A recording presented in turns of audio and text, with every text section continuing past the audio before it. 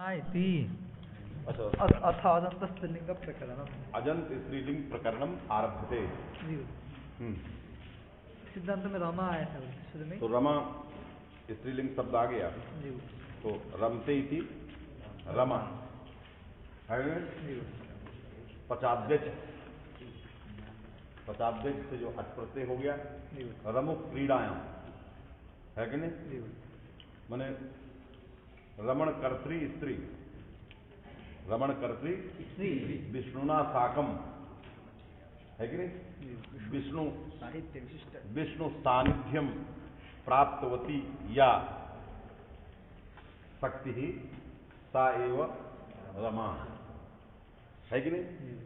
तो इसलिए विष्णु शक्ति का नाम हो गया विष्णुना साकम सदैव तिष्ठति रमते है कि नहीं है। अस्मान भी रमयति। हाँ, यदि विष्णु चेत अस्माकम पार्श्वे अवश्यम अवश्यम आगमिष्यति है कि नहीं। इसलिए विष्णु तो सहस्र नाम के बाद ही श्री सूक्त का पाठ होता है। जो केवल श्री सूक्त करते हैं वो वहां सफल नहीं होते, या तो श्री सूक्त करें ही नहीं, केवल विष्णु सहस्रनाम। यदि विष्णु है तो तत्साकम अवश्यम आगमिष्यति, उसको करने की जरूरत नहीं है कि नहीं।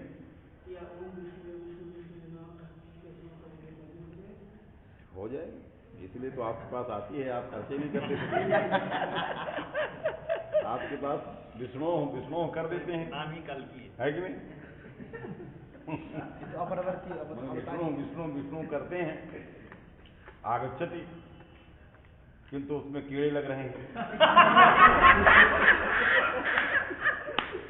कीड़े लग रहे हैं, आप उसको निकालेंगे नहीं तो नए नए स्रोत कैसे आएंगे। जब निकालेंगे तो नई नई स्रोतियां आएंगी, स्वच्छता रहेगी नहीं, उसी में वो झंझावात में फंसी हुई मकड़ी का जाल लगे, मकड़ी का जारा लगे है कि नहीं। इसलिए निकालिए, रोज रोज निकालिए थोड़ा थोड़ा। चलिए रमा इति तो रमते रमा पचाद्यच हो गया, रम शब्द बन गया। रम ये कृदंत प्रातिपदिक है कि नहीं। और प्रातिपदिकत्वात् यहाँ अजाद्यष्टाप से ताप हो गया, क्योंकि अकारांत है। अजादी नाम अकारांतस्य च स्त्रीत्वे देवते ताप से, तो अजादी गण तो नहीं, लेकिन अकारांत शब्द है, इसलिए रम शब्द से स्त्रीत्व विवक्षा में ताप प्रत्यय होकर रमा बनी है कि नहीं। अब उस रमा से हमें विभक्ति लाना है। कौन सी विभक्ति? प्रथमा विभक्ति लाना है, सु लाना है। विभक्ति का कारण होता है प्रातिपदिक। विभक्ति किससे आती है? या प्रातिपदिकात में प्रातिपदिकात से आती है, यंत्र से आती है और आबंत से आती है। तो यह रमा प्रातिपदिक नहीं, क्योंकि प्रातिपदिक संज्ञा किसकी होती है? धातु भिन्न की होती है, प्रत्यय भिन्न की होती है, प्रत्यांतदादि भिन्न की। रमा ये प्रत्यांतदादि है, इसलिए इसकी प्रातिपदिक संज्ञा नहीं होगी। इसलिए ये अप्रातिपदिक है, कृदंत भी नहीं है, समास भी नहीं, तद्धितांत भी नहीं, इसलिए अप्रातिपदिक है। अतः इससे विभक्ति कैसे आएगी? तो किसी ने कहा इसलिए ज्ञाप रखा है। क्या रखा है? लेकिन ज्ञाप का प्रयोजन कुछ और है, अन्यार्थ ज्ञाप ग्रहण है। यंतात आवंतात तदितोत्पत्ति यथा स्यात् ज्ञाभ्याम प्राण माहू, इसके लिए ज्ञाप है। अतः प्रातिपदिक के न रहने पर भी लिंग विशिष्ट परिभाषया प्रातिपदिक ग्रहणे लिंग विशिष्ट विग्रहणम, इससे लिंग विशिष्ट परिभाषया जो है, रम में रहने वाला जो प्रातिपदिकत्व है वो लिंग विशिष्ट रमा में आ जाएगा, तो रमा भी प्रातिपदिक हो जाएगा। अतः प्रातिपदिकात विभक्ति आ जाएगी। अब ये तो सिद्धांत तुम भी लिखे क्या है? लिंग विशिष्ट परिभाषया प्रातिपदिकत्वात् स्वादयः। इसमें स्वादि कैसे आएंगे? क्योंकि प्रातिपदिक है नहीं, तो लिख दिया लिंग विशिष्ट परिभाषया, माने प्रातिपदिक ग्रहणे लिंग बोधक प्रत्यय रहते दृष्टाः प्रातिपदिकत्व तद्व्याप्य धर्माः लिंग बोधक प्रत्यय विशिष्टे अतिदिश्यन्ते। परिभाषा है कि नहीं। लिंग बोधक प्रत्यय रहित जो शब्द होगा उसमें रहने वाले जो धर्म कौन कौन? प्रातिपदिकत्व अथवा तद्व्याप्य, इनमें से जिस धर्म की जरूरत है वो सारे धर्म उसमें आ जाते हैं, है कि नहीं? तो यहाँ लिंग बोधक प्रत्यय कौन है रमा में? ताप। तदरहित क्या है? रम। उसमें कौन सा धर्म है? प्रातिपदिकत्व। वो कहाँ आ गया? लिंग बोधक प्रत्यय विशिष्ट रमा में। तो रमा क्या हो गया? क्योंकि जो ये धर्म जहां रहेगा उसी का नाम वही होगा, है कि नहीं? यत्तु आवंतत्वादिति, अब किसी ने आवंत कहा कि रमा आवंत है, इससे ज्ञान प्रातिपदिकात में गीत भी रखा है, आप भी रखा है, तो आवंतात स्वादय, आवंत होने से स्वादी आ जाएंगे। लिंग विशिष्ट परिभाषा की बात उन्होंने नहीं कहा, उसने ज्ञान ग्रहण के गीत और आपके बल से स्वादी लाए स्त्री प्रत्यांत शब्दों में। तो क्या लिखा? यत्तु आवंतत्वादिति यत्स व्याचख्युः। अब उसकी व्याख्या करने वाले भी व्याख्या की, माने प्रक्रिया कौमुदीकार ने कहा आवंतादिति, तो व्याख्याकारों ने क्या किया? प्रत्ययांतत्वात् अप्रातिपदिकत्वेपि पृथक ज्ञापोः ग्रहणात् इत्यर्थ। उन्होंने व्याख्या किया कि क्यों आवंतात कहा, क्योंकि यह प्रत्यांतदादि है, इसलिए प्रत्यांतत्वात् अप्रातिपदिकत्वे, प्रत्यांत तदादि होने के कारण अर्थवत सूत्र से इसकी प्रातिपदिक संज्ञा नहीं प्राप्त है, इसलिए प्रातिपदिकात नहीं होगा, इसलिए कहा आवंतात, है कि? पृथक ज्ञापोः ग्रहणात् इत्यर्थ इति। इसलिए पृथक ज्ञापोः ग्रहण, प्रातिपदिक से पृथक ग्रहण किया गया, क्योंकि उनमें नहीं प्राप्त है, अप्रातिपदिक हैं, इसलिए ज्ञाप प्रातिपदिका सूत्र में ज्ञापोः ग्रहणम पृथक लगा कि नहीं? अतः आवंतात आ जाएगा, ऐसा यत्तु ने कहा और उनकी व्याख्याकारों ने व्याख्या की। तन्ना देखिए जी कोई अच्छा नहीं है, क्यों? ज्ञाप ग्रहणस्य अन्यार्थतायाः प्राग, हमने पहले ही बता दिया, जिस समय हम ज्ञाप प्रातिपदिकात की व्याख्या अजंत पुल्लिंग में कर रहे थे, उसी समय ज्ञाप ग्रहण का अन्यार्थत्व बता दिया। ज्ञाप ग्रहण स्वादि उत्पादनार्थक नहीं है, ज्ञाप ग्रहण जो है स्वादि की उत्पत्ति के लिए नहीं है। क्या है उनका? इनसे इतर प्रयोजन है। वो क्या है?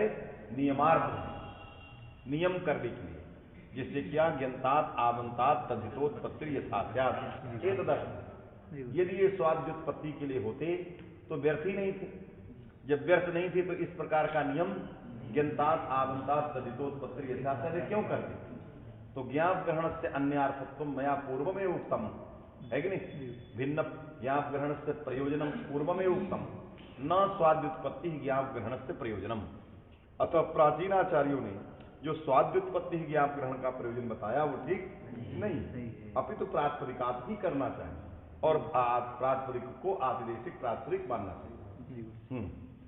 ज्ञाप ग्रहणस्य अन्यार्थतायाः प्रागेव उक्तत्वात्। फिर सिद्धांत में आया था गुरुजी, एंग्रस्वा सिद्धांत मूल में आया था, एंग्रस्वात इति संबुद्धि लोपः हे रमे, हे रमे, एंग्रस्वात है कि नहीं? एंग्रस्वात संबुद्धे। तो हे रमे में रमा सु था, संबुद्धौ च, संबुद्धि पड़े हैं, इसलिए आपह एकारः स्यात्, रमा में माँ के आ को ए हो गया, तो हे रमे सु बन गया। अब एंग्रस्वात संबुद्धि सूत्र से सु का लोप हो गया, तो क्या बन गया? हे रमे, हे रमे, हे रमा, हे रमे, हे रमे, हे रमा। इसके शब्दोत्तर में गुरुजी लिंग विशिष्ट इति तया परिभाषया, किसका प्रतीक क्या ले? लिंग विशिष्ट परिभाषया प्रातिपदिकत्वात् स्वादयः, उसी का प्रतीक ले रहा है जी गुरुजी। लिंग विशिष्ट इति तया परिभाषया प्रातिपदिकत्व तद्व्याप्य धर्माणां विशिष्टे बोधनेन, लगा कि नहीं? जी गुरुजी। प्रातिपदिकत्व तद्व्याप्य धर्माणां तया परिभाषया विशिष्टे बोधनेन, माने लिंग प्रत्यय विशिष्टे बोधने, प्रातिपदिकत्व का बोधन लिंग विशिष्ट में ये परिभाषा करती है। लिंग बोधक प्रत्यय विशिष्ट में प्रातिपदिकत्व का बोधन करती है, माने प्रातिपदिकत्व इस परिभाषा के बल पर बोधित होता है कि नहीं? अर्थात प्रातिपदिकत्व उसमें रहता है, तो तेन अतिदेश तया अतिदेशात जो है स्वादी आ जाएगा। विशिष्टे बोधनेन तया प्रातिपदिकत्वात् इत्यर्थः। तया प्रातिपदिक माने इस परिभाषा से प्रातिपदिक हो गया, इसलिए इससे स्वाद उत्पत्ति आएगी, ज्ञाप ग्रहण का अन्यार्थत्व जो है रह जाएगा। ध्वनितम चेदम बहुव्रीहिरुदसः इत्यत्र बहुव्रीहिरुदसः पीछे हमने पढ़ाया ये इस परिभाषा के प्रसंग में कि ये परिभाषा बहुव्रीहिरुदसः सूत्र के प्रकरण में ये बात बताया गया कि विशेष धर्माणाम अपि अतिदेशः भवति अनया परिभाषया, सामान्य धर्माणाम अपि अतिदेशो भवति अनया परिभाषया। तो प्रातिपदिकत्व सामान्य धर्म का अतिदेश होता है, यह स्वयं ज्ञाप ग्रहण का वैयर्थ मूलक जो भाष्य है यही प्रमाण है, क्योंकि ज्ञाप ग्रहण से वैयर्थ्यम आशंक्य तस्य नियमार्थत्वम भाष्ये उक्तम। यदि प्रातिपदिकत्व सामान्य धर्म से अतिदेशः न स्यात् तदा ज्ञाप ग्रहण से वैयर्थ्यमेव न स्यात्, है कि नहीं। विशेष धर्म के अतिदेश में बहुव्रीहिरुदसः सूत्रस्थम भाष्यम प्रमाणम, क्योंकि भगवान भाष्यकार ने कुंडोघनी शब्द बनाया, है कि नहीं। कुंडोघनी में कुंडोधस में बहुव्रीहि समास, है कि नहीं। कुंडः कुंडम इव ऊधः यस्याः सा कुंडोघनी, तो कुंडोधस शब्द है, और कुंडोधस शब्द से, है कि नहीं, ऊधसो अनंग, बहुव्रीहेः ऊधसः अनंग मने,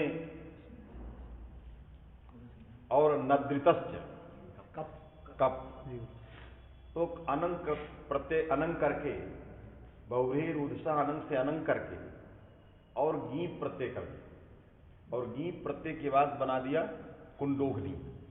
कुंडोघनी में भाष्यकार ने आपत्ति दिया नद्रितश्च से कि नद्यंताद बहुव्रीहेर कप स्यात्, जो नद्यंत बहुव्रीहि है उससे कप हो जाए। कुंडोघनी ये नद्यंत बहुव्रीहि नहीं है, बहुव्रीहि किसमें है, कुंडोधस में, वो नद्यंत नहीं है। जो नद्यंत है कुंडोघनी वो बहुव्रीहि नहीं, तो नद्रितश्च से कप प्रत्यय प्राप्त ही नहीं है, कवापादन प्रभाष्य की असंगति होगी, इसलिए भाष्यकार ने इस परिभाषा को लगाया, और लगाकर क्या किया, कुंडोधस लिंग बोधक प्रत्यय रहित कुंडोधस में रहने वाला जो बहुव्रीहित्व था वो लिंग बोधक प्रत्यय विशिष्ट कुंडोघनी में ले गए। तो यहाँ नद्यंत भी है, बहुव्रीहि भी है, इससे कप प्रत्यय की आपत्ति भाष्यकार ने जो किया वो संगत हो गई। आया कि नहीं, नद्यंता नाम बहुव्रीहि, इस प्रकार का समास करके वहां कप के आपत्ति को वारण किया, क्योंकि ये बहुव्रीहि नद्यंतों की नहीं है, इसलिए कप प्रत्यय नहीं हुआ इति अन्य। किंतु पहले प्राप्ति कैसे हो, तभी तो आगे वारण करेंगे।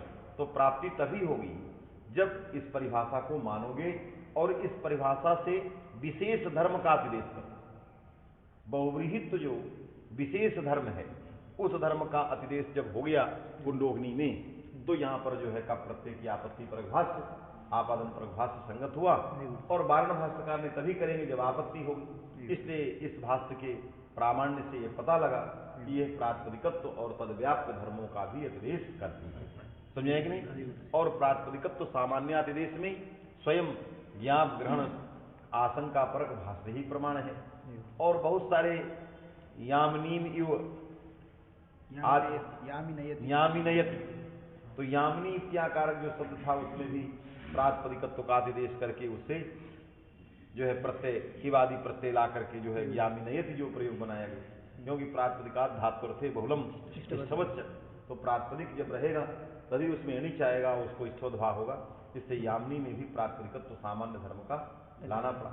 विशेष धर्म में और कुमार श्रवणादि इत्यादि बहुत सारे प्रमाण हैं। चलिए फिर मूल में गुरु जी इंग्रस्वात इति समुद्धि लोप, इंग्रस्वात इति समुद्धि माने हे रमे में इंग्रस्वात इति समुद्धि लोप, पदत्वात् प्रतिपदोक्तत्वात् च सम्बुद्धौ च इति एत्वे कृते हलङ्यादि लोपो न प्राप्नोति। इसने कहा हे रमासु, समुद्धि में आई, हे रमासु, इस अवस्था में हलङ्यादि लोप प्राप्त है और संबुद्धौ जैसे एक भी प्राप्त है कि नहीं, दोनों एक साथ प्राप्त है। तो हेतु किया दिया पहले हेतु करने में, पदत्वात् प्रतिपदोक्तत्वात्, कहा परत्वात्, पहला हेतु दिया कि संबुद्धौ च ये पर है, और प्रतिपदोक्त भी है, क्योंकि संबुद्धि विशेष को उच्चारण करके विधान कर रहा है, संबुद्धि विशेष का उच्चारण करके विधान कर रहा है। लोप किसी पद विशेष प्रत्यय विशेष का उच्चारण करके विधान नहीं है कि नहीं। इससे संबुद्धि विशेष का उच्चारण करके विधान होने से ये प्रतिपदोक्त है, क्योंकि संबुद्धि से संबुद्धि की शीघ्र उपस्थिति है, संबुद्धि से शीघ्रोपस्थिति है, इससे प्रतिपदोक्त होने के कारण भी संबुद्धोच लगेगा और परत्व होने के कारण लगेगा। जब लग जाएगा ये तो हो जाएगा हे रमे, तो अब हलंग्यादि लोप नहीं प्राप्त है। बात सुनिए कि नहीं? इसलिए इंघ्रस्वात् संबुद्धि सूत्र से लोप करना अनिवार्य है।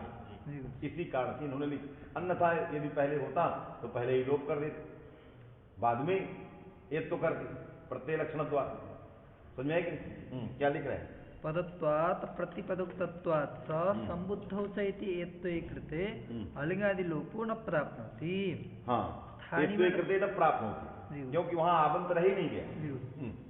स्थानिवद भावात् आप्त्वेपि आकार रूपत्वात्, एकार में स्थानुत भाव के द्वारा आप तो ला सकते हो, क्योंकि आप आ की जगह क्या हुआ है? रमा में आ की जगह ए, तो स्थानीय क्या है? आ।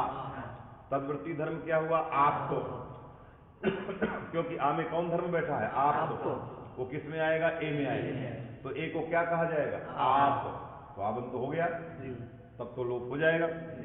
तो कहा कि नहीं, उसमें आ का प्रश्लेष है। किसका प्रश्लेष है? आ का। आरूप आप होना चाहिए। कैसा होना चाहिए? आरूप आप। तो आप तो आ जाएगा, लेकिन आरूपत्व इसमें कैसे आएगा? इसमें तो ए रूपत्व बैठा है कि नहीं? इसलिए आरूप आप ना होने के कारण यहां लोप नहीं प्राप्त। समझ में आया कि नहीं? इसी से दीर्घ ग्रहण का भाष्यकार ने प्रत्याख्यान भी किया। हलंग्याभ्यो दीर्घात, दीर्घात की अधिखत्व, स्थानुद्भाव से हम ले आए तो आप तो हो गया अधिखत्व, आबंत तो हो गया, लोप होना चाहिए, लेकिन दीर्घ नहीं, वो द्विमात्रिक नहीं है कि नहीं? ये दीर्घ ग्रहण का फल है।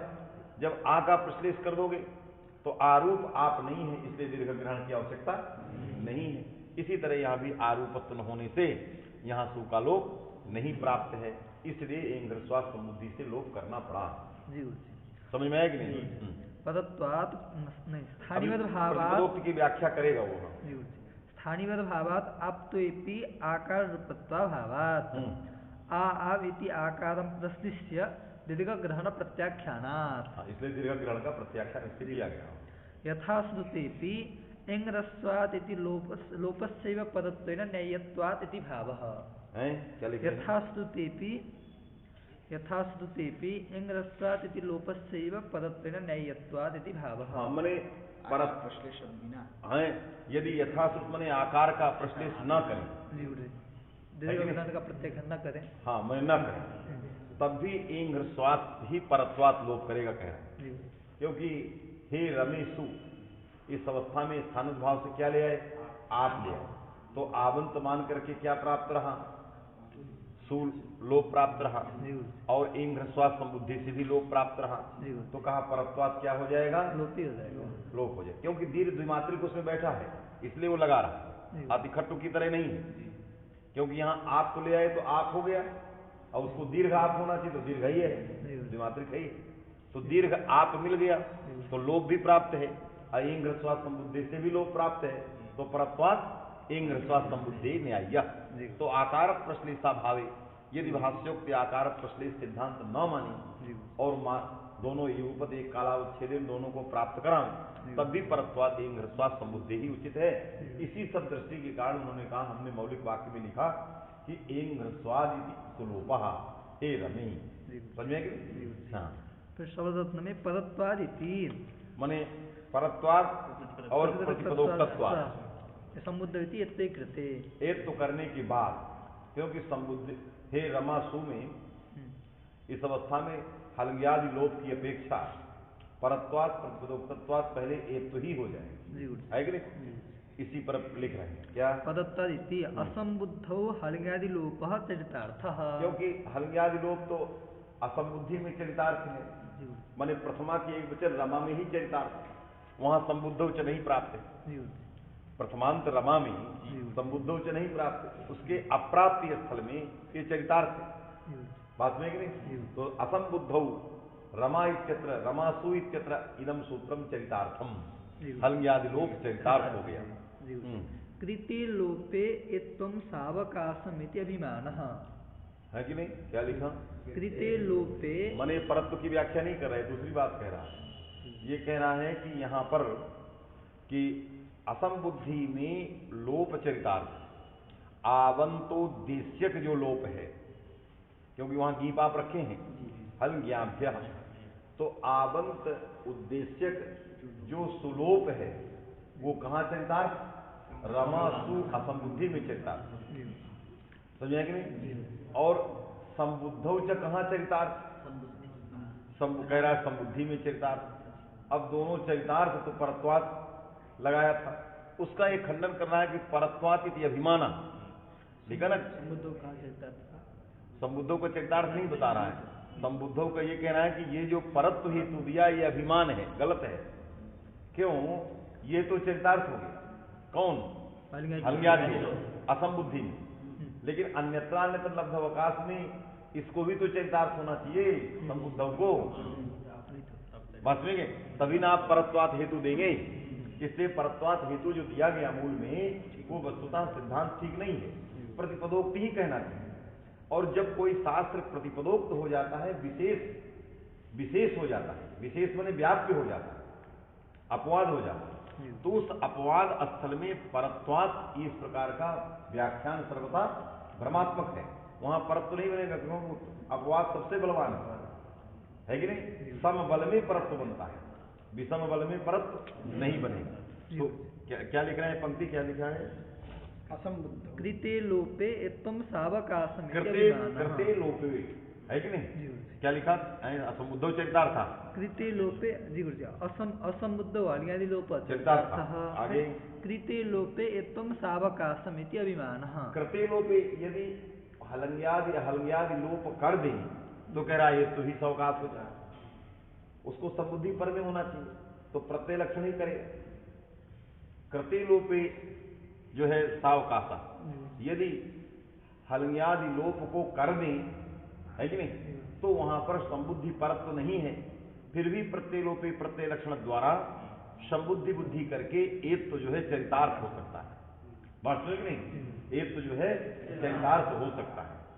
तो क्या लिखा? कृते लोपे एत्वं सावकाशम इति अभिमानः। जो कृते लोपे एत्वं सावकाशम कहते थे कि लोप के बाद भी प्रत्यय लक्षण द्वारा ये सावकाश हो जाएगा, ये उनका भ्रम है। भ्रम में बीज क्या है? क्यों भ्रम है? कृते लोपे, अरे भ्रम इसलिए है क्योंकि ये जो संबुद्धौ है, विचार करो उसमें, भ्रम इसलिए हुआ कि जो संबुद्धौ च सूत्र है, ये सूत्र निरवकाश है। क्या है? निरवकाश, अपवाद। अपवाद शास्त्र के उद्देश्य में, माने अपवाद शास्त्र की विषयता में उत्सर्ग शास्त्र पहले ही प्रवृत्त नहीं होता। तो जब पहले ही प्रवृत्त नहीं होता तो कृते लोपे एत्वं सावकाशम इत्याकारक जो कथन करते थे वो भ्रम ही है, समझ रहे कि नहीं? माने संबुद्धौ ये शास्त्र प्रतिपदोक्त माने निरवकाश अपवाद है, और हलज्ञादि लोग ये उत्सर्ग है। जिस जगह अपवाद शास्त्रीय विषयता बैठ गई तो यहां आपह परस माने संबुद्धौ आपह एत्वं, तो संबुद्धि प्रत्याव्यवहित पूर्वत्व विशिष्ट आप तो यदि रमा सु में बैठ गया तो वहां जो है आवंताव्यवहित उत्तरत्व विशिष्ट जो अप्रकृत सु संबंधी हल, ये जो है वहां प्रवृत्त नहीं है कि नहीं? तो जब प्रवृत्त ही नहीं होगा तो लोपे कृते तुम सावकाशम, है कि नहीं? ये सावकाश है प्रत्यय लक्षण द्वारा, ये अभिमान है, इसलिए ठीक नहीं है। बात समझे कि नहीं? अरे यही लिख रहा लोपित, समझो उसको नहीं, कथम अभिमाना, प्रत्यय लक्षण हो जाएगा तो प्राप्त ही है वो। प्रत्यय लक्षण यदि संबुद्धि का हो गया तो संबुद्धौ च प्राप्त है। फिर कौन सी भ्रमात्मक स्थिति है इसमें? ये तो साफ साफ ठीक ठीक लग रहा है। भ्रम नहीं तो अभिमान शब्द का प्रयोग कैसे कर दिया? भ्रमा इसीलिए कर दिया कि संबुद्धौ में अपवादत्व बैठा है, और अपवाद शास्त्र की विषयता में उत्सर्ग को लगा रहे, और लगाने के बाद फिर कह रहे हो नहीं वो अपवाद जो है बाद में प्रत्यय लक्षण द्वारा चरितार्थ हो जाए। ये विचार ही भ्रमात्मक है। क्यों? अपवाद शास्त्रीय विषयता में उत्सर्ग शास्त्रम आदौ एवं न प्रवर्तते, समझे कि नहीं? अपवाद शास्त्रीय विषयतायाम उत्सर्ग शास्त्रम प्रथमतः एवं न प्रवर्त, वो पहले से ही नहीं लगता, बात समझे कि नहीं? इसलिए उस शास्त्र की प्रवृत्ति नहीं होगी। जो उस शास्त्र की प्रवृत्ति उत्तर जो एक तो की बात कर रहे थे वो भ्रम थे। समझ में आया? कुछ लिखा तो नहीं अभिमाना?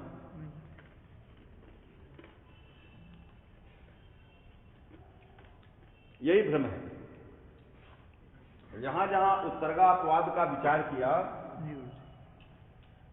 उत्सर्गापवाद का विचार किया, यदि अपवाद शास्त्री विषयतायाम उत्सर्ग शास्त्र से प्रवृत्ति स्यात् तदा इदम शास्त्रम अपवाद शास्त्रम यदि कथनमेव संगतम स्यात्। यदि हमारे रहते भी तुम घुस गए बेकार, तब तो बेकार हो। तो कहा मैं अपवाद बना रहूं और यहां लग जाए, असंभव। जो ये लगा रहे हैं ये भ्रम है, क्योंकि अपवाद शास्त्र के स्थल में उत्सर्ग की प्रवृत्ति पहले से नहीं, ये बाद में करने वाला संगत माने वहां ये विषय नहीं बनेगा कि पहले उत्सर्ग शास्त्र लग जाए फिर उसकी चर्चा कर, क्योंकि वो उत्सर्ग है तो उत्सर्ग लगेगा ही नहीं।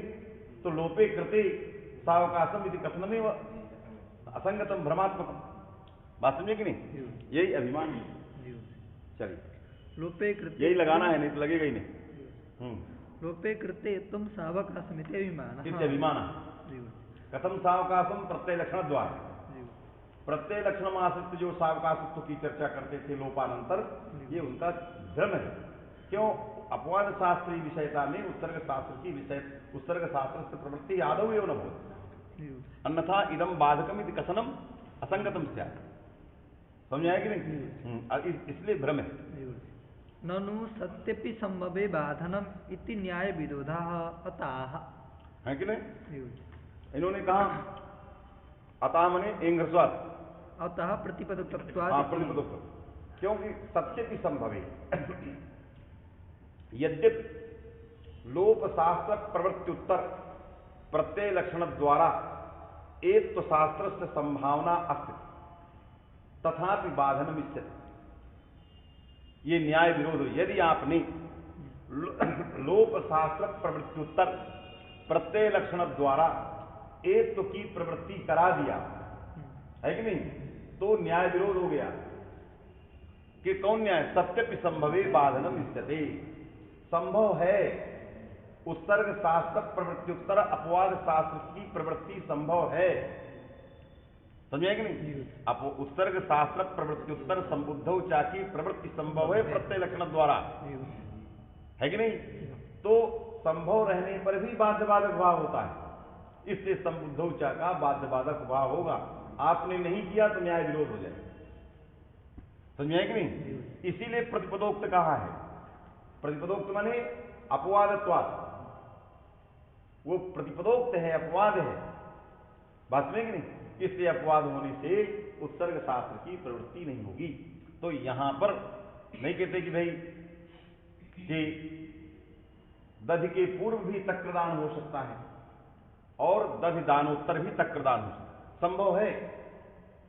तब भी दधिदान से दधिदान से तक्रदान का बाद होगा। मैंने तक्र सर्वेभ्या ब्राह्मणे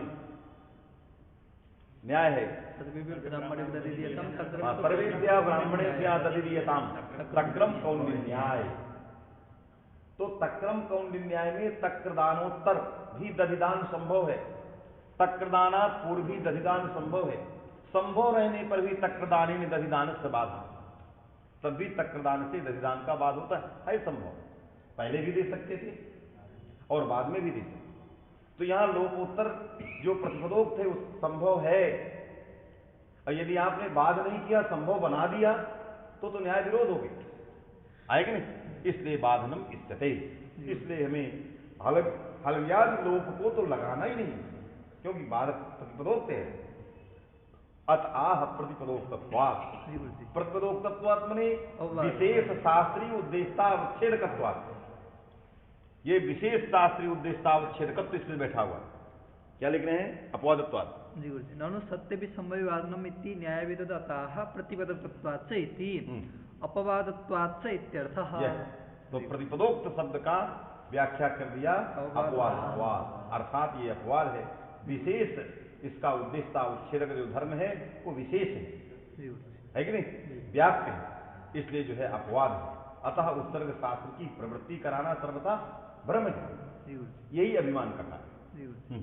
फिर यथाश्रुतेपि यथाश्रुति मैंने आगे जो मूल में आया, अर्थात आकार प्रश्लेषा भावेपि इत्यर्थः हे रमे इत्यत्र लोपः संबुद्धि लोपश्च प्राप्ता परत्वात् संबुद्धि लोपयो भविष्यति। इसलिए मूल में जो मैंने कहा एंग ह्रस्वाद संबुद्धि लोपः हे रमे, वो उचित है, भले ही आप प्रश्लेष न करो, माने हलंग्यादि में आकार प्रश्लेष न करो, तब भी हलंग्यादि लोप नहीं होगा। होगा क्या, एंग ह्रस्वाद ही होगा परत्वात्। इसी अभिप्राय से उसने कहा कि मैंने मूल में सिद्धांत पक्ष कहा है एंग ह्रस्वाद संबुद्धि लोपा हे रमे। फिर यथा पदत्वेन इति, कहाँ प्रत्यय, यथाश्रुतेपि एंग्रस्यति लोपस्य पदत्वेन नयत्वात् पदत्वेन इति योगपद्य संभवेपि विप्रतिषेध इति अभिमानेन इदम्। ये भी पंक्ति ठीक नहीं है, कहा ये भी पंक्ति ठीक नहीं है कि नहीं, क्योंकि युगपद संभव नहीं है। इन्होंने जो बताया युगपद्य संभवे विप्रच्छेद शास्त्र न प्रवर्त, जहां युगपद असंभव हो वहां पर विप्रच्छेदे परम कार्य नहीं लगता। जहां युगपद एक कालावच्छेदे दोनों शास्त्र संभव हो वहीं विप्रच्छेदे व्यवस्था करता है। इसने यहां एक ह्रस्वाद संबुद्धि में कहा है हे रमासु, इस अवस्था में हलंग्यादि लोप प्राप्त, और हे रमेशु इस अवस्था में एंग संबुद्धौ मन एंग ह्रस्वाद प्राप्त है कि नहीं, उसके लिए एंगंत चाहिए। इसलिए युगपद दोनों शास्त्रों की प्रवृत्ति संभव नहीं है, फिर भी आप परत्वात् जो लगा रहे हैं वो सर्वथा भ्रम है। ये लिखा, क्या लिखा, योगपद्य संभवेपि, योगपद्य संभवेपि, संभव के असंभव है, संभव है। अच्छा संभव, तो संभव इस पक्ष में होगा। हे रमे सु इस अवस्था में, हे रमे सु इस अवस्था में स्थानीय भाव द्वारा आप तो मान करके लोप प्राप्त रहा और एंगंत मान करके ये लोप प्राप्त रहा, तो योगपद्य संभव हो गया। योगपद्य संभव रहने पर भी विप्रतिषेध इति अभिमानेन विप्रतिषेधा है कि नहीं, माने युगपद एक कालावच्छेदे दोनों शास्त्रों की प्रवृत्ति संभव है। तो जहां युगपद एक कालावच्छेदे दो शास्त्रों की प्रवृत्ति असंभव होती है वहीं पर विप्रच्छेदे परम कार्य लगता है। अरे जो है दो असंभव हो, जैसे आप लगाओ रोरी या हसीचा में, जहां है कि नहीं, यदि रोरी और हसीचा वहां तो पूर्वोत्तरा सिद्धम का ही विषय है, तो क्या लिखे युगपद, माने यहां युगपद्य संभव है, बाध्य बाधक भाव कहां होता है, असंभव में, असंभव, दो शास्त्रों की युगपद प्रवृत्ति असंभव हो में है कि नहीं, दो शास्त्रों की युगपद प्रवृत्ति असंभव है, तभी परत्वेन की आवश्यकता है।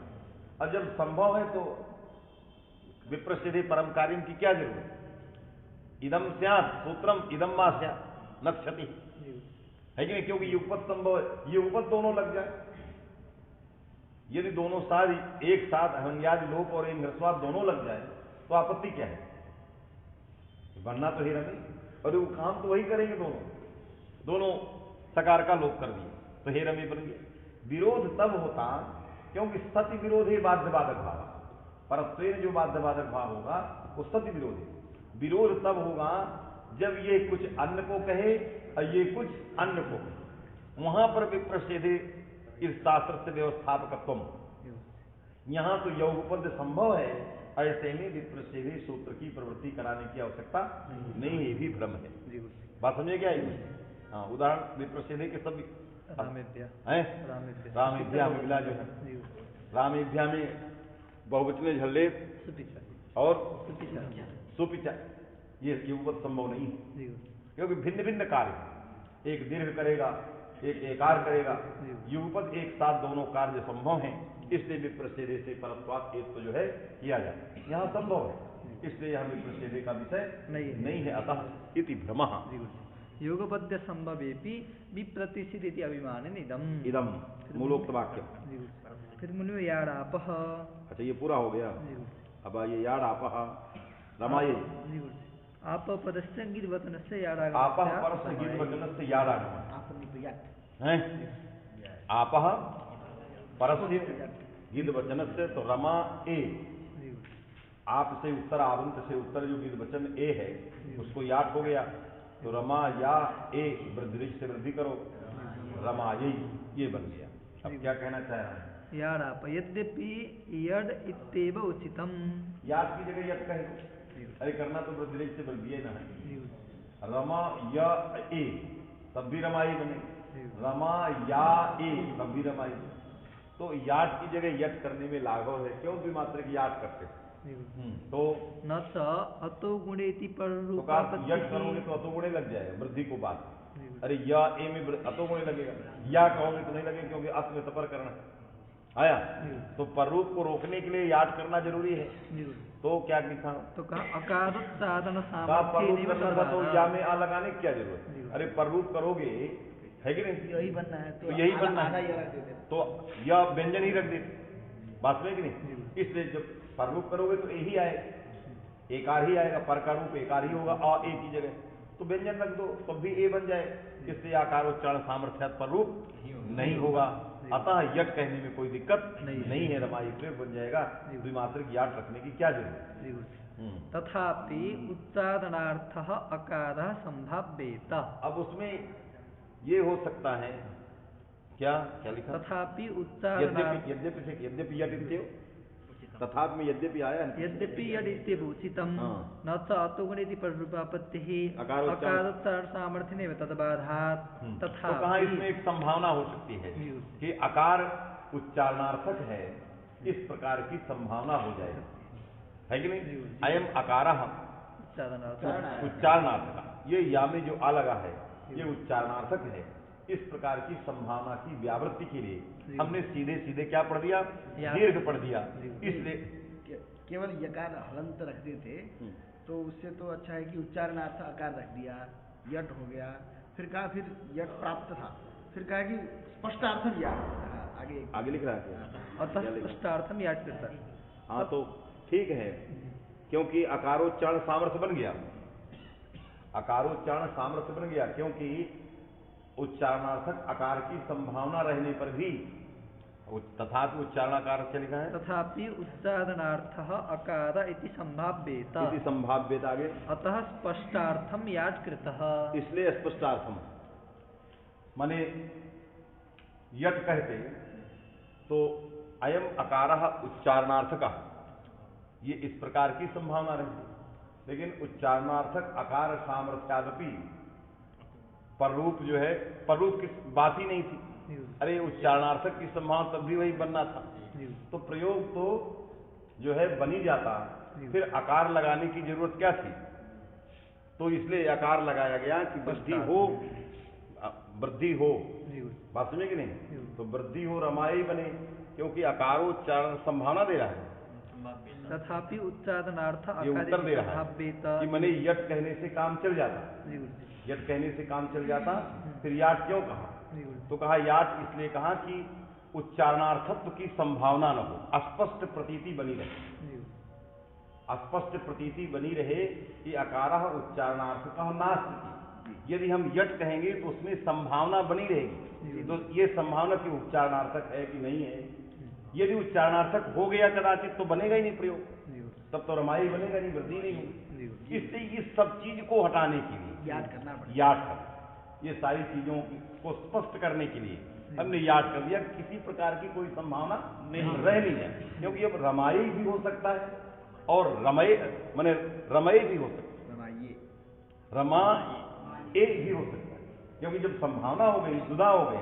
कि यदि उच्चारणार्थक है तब रमय रमा ए यदि उच्चारणार्थक नहीं है तो अकारोच्चारण सामर्थ्य स्वरूप नहीं हुआ वृद्धि हुई तो रमाई तो वहां द्वैत की प्रतीति होने लगी भ्रामक स्थिति होने लगी इसलिए स्पष्ट प्रतीत के अर्थम याद करना समझे ये कहें वृद्धि देती वृद्धि रमाई वृद्धि से वृद्धि हो रमाई यत्तु प्राचा आटस्स इति उदाहरितम तन्न अच्छा किसी ने वृद्धि रेत की जगह है आटस्स से वृद्धि किया माने याट में भी आट है अरे आटस्थ में आटोच परिवृद्धि क्या, आठ से उत्तर अच होना चाहिए, तो याट घटक आठ है ही है, उससे उत्तर जो है मिलेगा।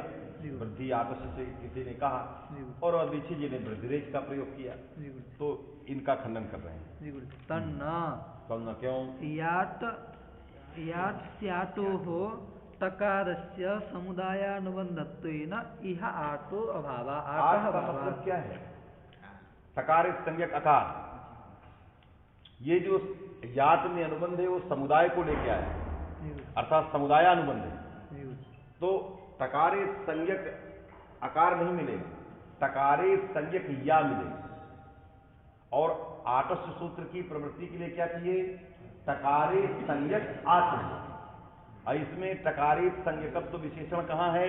या में है, तद घटक आमी नहीं है। क्यों? समुदाय में अनुबंध लगा हुआ है, अवयव में अनुबंध नहीं लगा, इससे अवयव में ये विशेषण नहीं रहेगा। समझाया? इससे आटस्थ से वृद्धि नहीं प्राप्त है, इसलिए वृद्धिरेच रखा गया। क्या लिखा पढ़ो? याट से आटोः टकार, याट से दोनों में भी है। समुदायानुबंधत्वेन इह समुदायानुबंधत्वेन अयम टकारानुबंधः समुदायम उद्दिश्य आगतः, समुदाये अयम अनुबंधः विद्यते, इसलिए ये समुदायोपकारक होगा, समुदाय में ये अनुबंध व्यावर्तक होगा, अवयव में इस प्रकार का जो है व्यावर्तक या इस प्रकार का टकारित तत्व विशिष्ट ये जो है व्यवहार नहीं होगा, अतः वृद्धि नहीं होगी। फिर सवदत्न में आटस्थ इति उदाहरितम इति।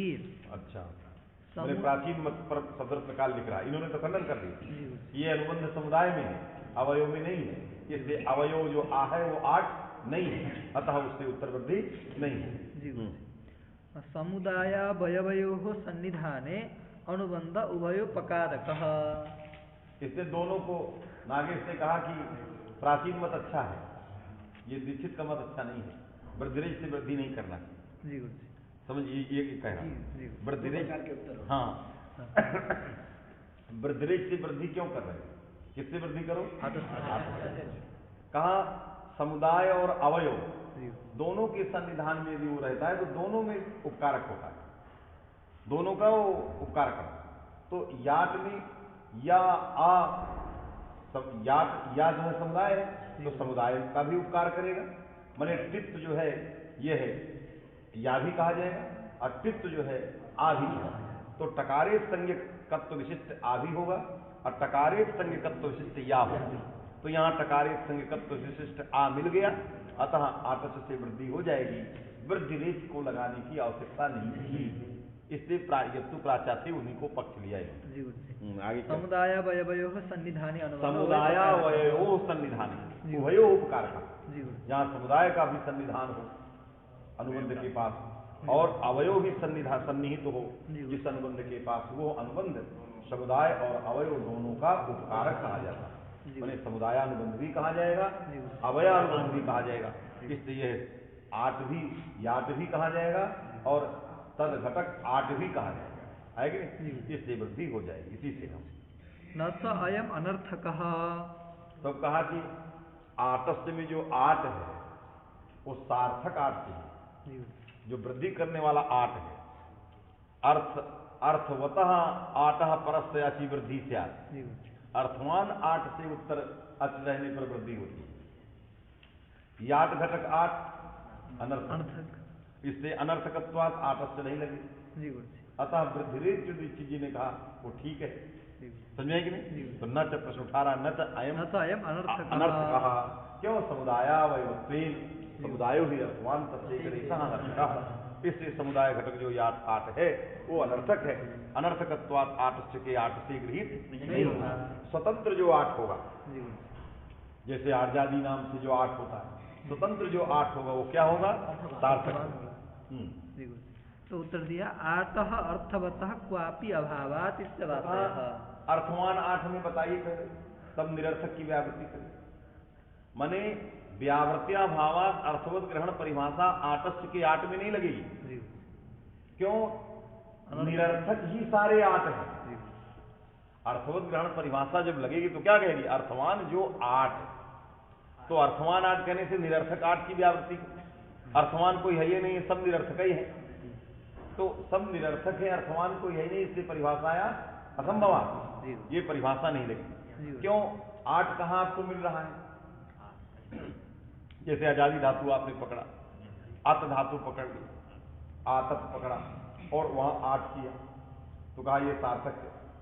कहा आगम संविद्यारे आगम विशिष्ट से अर्थ, ये तो आगम था, तो अर्थवत्ता कहाँ है?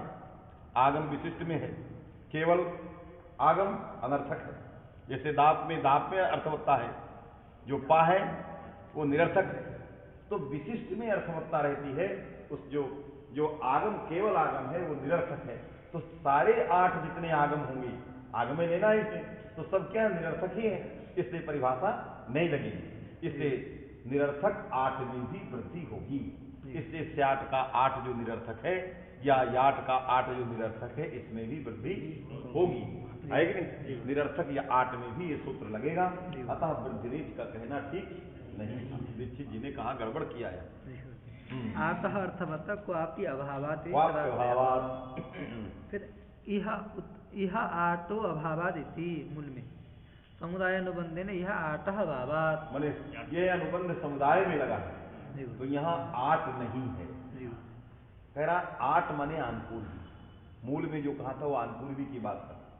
कहा वो समुदाय में अनुबंध लग रहा है तो वहां आनपूर्वी 8 की है। यकारोत्तर अकारोत्तर तत्व वहां बैठा है कि नहीं? अब हमें कैसा चाहिए? अकारोत्तर तत्व चाहिए। अकारोत्तर तत्व तब हो जब वो टा आ में लगा हो, तो समुदाय में लगा है, समझ में कि नहीं? तो इस प्रकार का अकारोत्तर टकार नहीं मिलेगा, इसलिए यहां वृद्धि नहीं होगी, ऐसा मूल में कहा था। अब यहां क्या लिख रहे हैं? अयम भावः सानुबंधक निर्देशेषु प्रायोगिक रूपासंभवात् औपदेशिक रूपग्रहणमिति भूसंज्ञा सूत्रे भाष्य स्पष्टम। कौन संज्ञा? भूसंज्ञा है। कौन संज्ञा सूत्र? अच्छा, भाव संज्ञा सूत्र, घास नहीं। चलो कौन संज्ञा हो, यहाँ लिखा क्या पहले? घा संज्ञा सूत्रे घा संज्ञा सूत्र में भाष्यकार ने कहा, क्या कहा? कि 2 प्रकार की चीजें होती हैं, एक प्रायोगिक, एक औपदेशिक। औपदेशिक 8 में कहीं वृद्धि नहीं करना है। आपको जहां जहां 8 मिलेगा वो औपदेशिक मिलेगा, और प्रयोग में आ मिलेगा। प्रयोग में क्या मिलेगा? आ मिलेगा, क्योंकि टकारित संज्ञक जाएगा वो, समझे कि नहीं? और उपदेश मन सूत्र में 8 में, तो जहां 8 है वहां अच नहीं परे है, आटोच ही परे, वहां अच नहीं, वहां वृद्धि इष्टे नहीं, और जहां वृद्धि इष्ट है अच पर में है वहां 8 ही नहीं है, वो तो आ है। बात समझे कि नहीं? तो क्या लिख रहा है? पहले पंक्ति देखो। सानुबंधक निर्देशेषु, जितने सानुबंधक निर्देश हैं, जैसे सन, उपदेश में ही नकार उसको मिलना है, प्रयोग में सा, तो जहां जहां सानुबंधक निर्देश हैं तो सानुबंधक निर्देशेषु प्रायोगिक रूपासंभवात्, प्रायोगिक रूपा, प्रयोग में 8 असंभव है, प्रयोग में 8 असंभव। तो जहां वृद्धि करना है वहां 8 ही नहीं है, और जहां वृद्धि प्राप्त ही नहीं है, करना ही नहीं है, वहां 8 है, तो ये तो व्यर्थ ही हो जाए। इसलिए प्रयोग के लिए कुछ करना पड़ेगा, तो प्रयोग के लिए क्या करना पड़ेगा? औपदेशिक रूपग्रहणम इति घासंज्ञा सूत्रे। इससे औपदेशिक रूप लिया जाए, तो औपदेशिक रूप लेंगे तो वहां अच पर में नहीं, वहां वृद्धि ने क्या आगे लिखा है? अभी तो ये निश्चय किया कि प्रयोगे असंभवा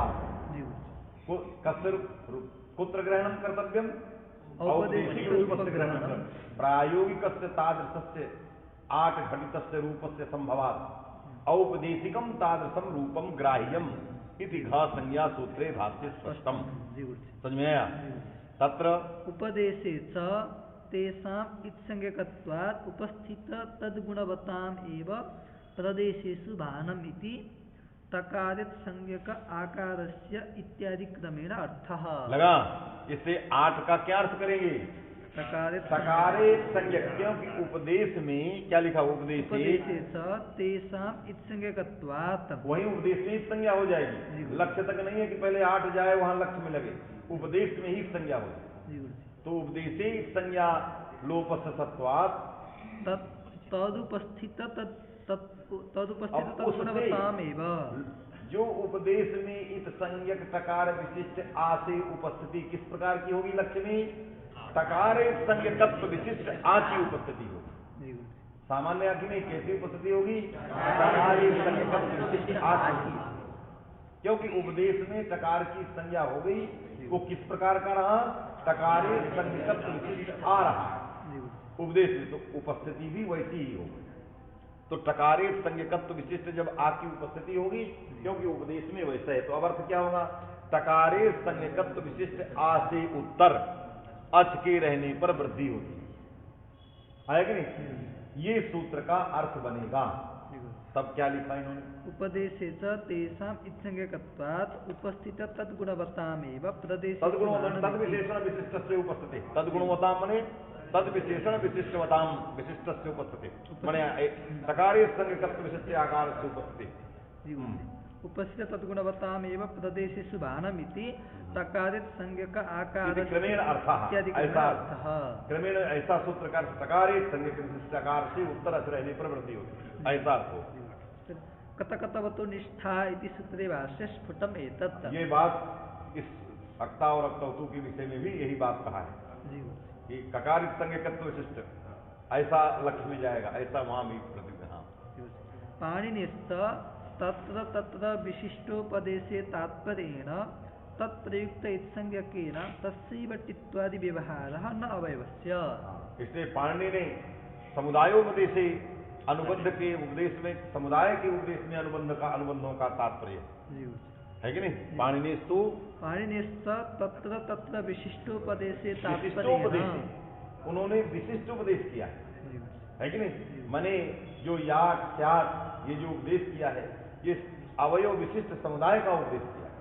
तो विशिष्ट उपदेश करने के कारण तात्पर्येण तत्प्रयुक्त इत्संज्ञकेन तस्यैव टित्वादि व्यवहारः न जिस प्रकार का विशिष्ट उपदेश है, विशिष्ट माने जिस प्रकार की आनपूर्वी का पाणिनि ने उपदेश किया, उसी आनपूर्वी में अनुबंधत्व व्यवहार हो।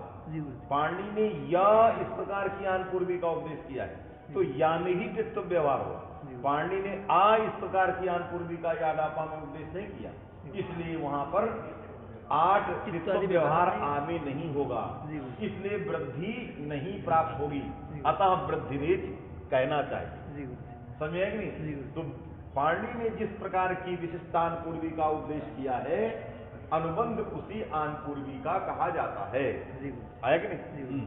न अवयवस्य तदुपदेशे इसलिए वो अनुबंध अवयव का नहीं कहा जाता, विशिष्ट आनपूर्वी का कहा जाता है, जो पाणिनि के द्वारा उपदिष्ट है। तद उपदेशे तात्पर्याभावात् अवयोपदेशे तात्पर्याभावात्, क्योंकि पाणिनि का विशिष्ट आनपूर्वी के उपदेश में तात्पर्य है, उसके अवयव के उपदेश में आचार्य का तात्पर्य नहीं है। अवयव तो नांतरिकतया है, क्योंकि उसके बिना विशिष्ट समुदाय बन नहीं सकते, तो अविनाभूत है, न कि आचार्य का उसमें तात्पर्य। समझ में कि नहीं? एतेन औपदेशिकस्य अस्पदत्वाभावेन न वृत्ति प्राप्तिः निश्चते च तत्र वृद्धिः प्रयोगे तु नाट इति आटस्य इति असंगतम इति अपास्तम। ये कहने वाले अपास्त हो गए, जो कहते थे जहां पर पाणिनि ने उपदेश किया है वहां आठ है, जहां लक्ष्य है वहां आठ ही नहीं है, तो जहां आठ है तत्र निश्चते वृद्धि ही अजत्र स्थिते वृद्धि नाट, जो इस प्रकार की व्याख्या करते थे वो अपास्त हो गए। क्यों? हमने कहा टकारे संज्ञकत्व विशिष्ट आ, तो लक्ष्य में मिलेगा, सूत्र चरितार्थ होगा, है कि नहीं? सूत्र में उपदेश में वृद्धि का प्रश्न ही नहीं है। वही लिख रहे हैं एतेन मने टकारे संज्ञकत्व विशिष्ट आकारात् परस्य एवं भूतार्थ करणे टकारित संज्ञ इत्यादि व्याख्यानेन औपदेशिकस्य अस्पदत्वाभावेन औपदेशिक माने आठस्य सूत्र में वृद्धि में अचपर नहीं है, जहां आठ है वहां अचपर में नहीं, अन्यस्यते च वृद्धि, वहां वृद्धि चाहिए भी नहीं और अचपर में भी नहीं। अजत्र वृद्धि स्थिते तत्र आठ ना, ये कहने वाले परास्त हो गए, क्योंकि हमने व्याख्यान क्या कर दिया? टकारे संज्ञक विशिष्ट आकार लक्ष्य में मिल रहा है, टकारे संज्ञकत्व विशिष्ट जो आकार है यही सूत्र के आठ का अर्थ है कि नहीं? और उससे ऐसी ही उपस्थिति है, तो जब ऐसी उपस्थिति है तो ऐसा लक्ष्य में मिलेगा, वृद्धि हो जाएगी। तो ये कहने की क्या जरूरत थी कि जत्र आठ तत्र न अचपरत्वम निश्चिते वृद्धि, जत्र अचपरत्वम निश्चिते वृद्धि तत्र नाट, ये सब व्याख्या करने वाले अपास को आया। ये प्राचीनोक्त व्याख्या थी जो लक्ष्मीत संज्ञा मानते हैं, जो लक्ष्मीत संज्ञा मानते हैं, माने उपदेशे में एक संज्ञा नहीं है कि नहीं, लक्ष्य में 8 जाए फिर वहां एक संज्ञा हो तो वहां 8 परत मिलेगा, 8 वहीं मिल सकता है कि नहीं। प्रयोग हेतु न 8 इति है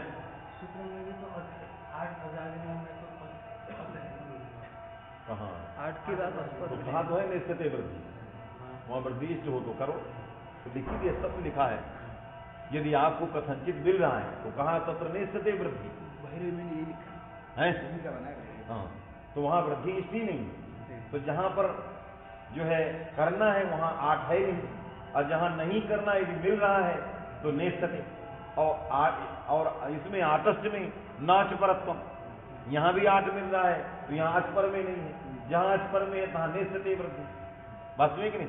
इसलिए इस प्रकार का जो सूत्र में ही संज्ञालोप द्वारा जो आ के द्वारा उपस्थिति होती है, जद विशेषण विशिष्ट आ है तद विशेषण विशिष्ट की उपस्थिति लक्ष्य में हुई, तो वैसा मिल गया, वृद्धि हो गई। ये सब करने की आवश्यकता क्या, परास्त हो गई।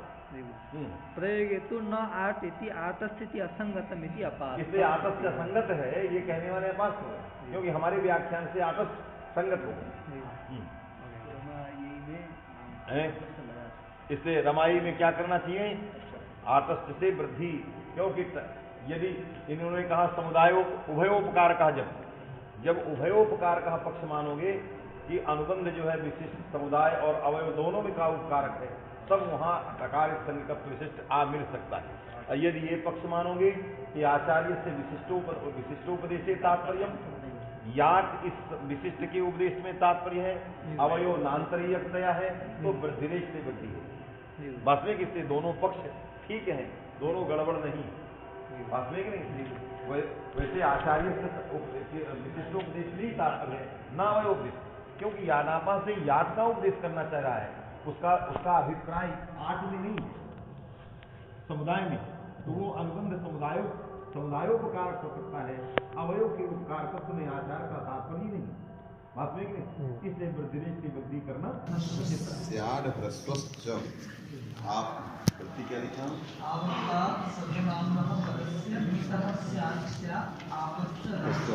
मैंने आवंत सर्वनाम से उत्तर जो ये वचन है क्या होगा, और आपके तो सर्वा से ये विभक्ति आएगी, सर्वांगी, आवंत सर्वनाम सर्वा है, उससे उत्तर गी को स्याट होगा, और आप माने सर्वा का जो हुआ का आ है उसको ह्रस्व हो जाएगा, तो सर्वस्या ए वृद्धि से वृद्धि करो, सर्वस्वी रूप बनाने के लिए सर्वनामना स्याट है, स्वस्थ बना है।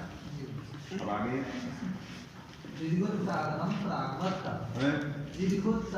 स्याट में सेट कह देते तो कदाचित उच्चारणार्थत्वों की संभाव्य, लेकिन तद अस्पष्ट प्रतिपत्त्यर्थम दीर्घोच्चारण जो पीछे आया, जैसे पीछे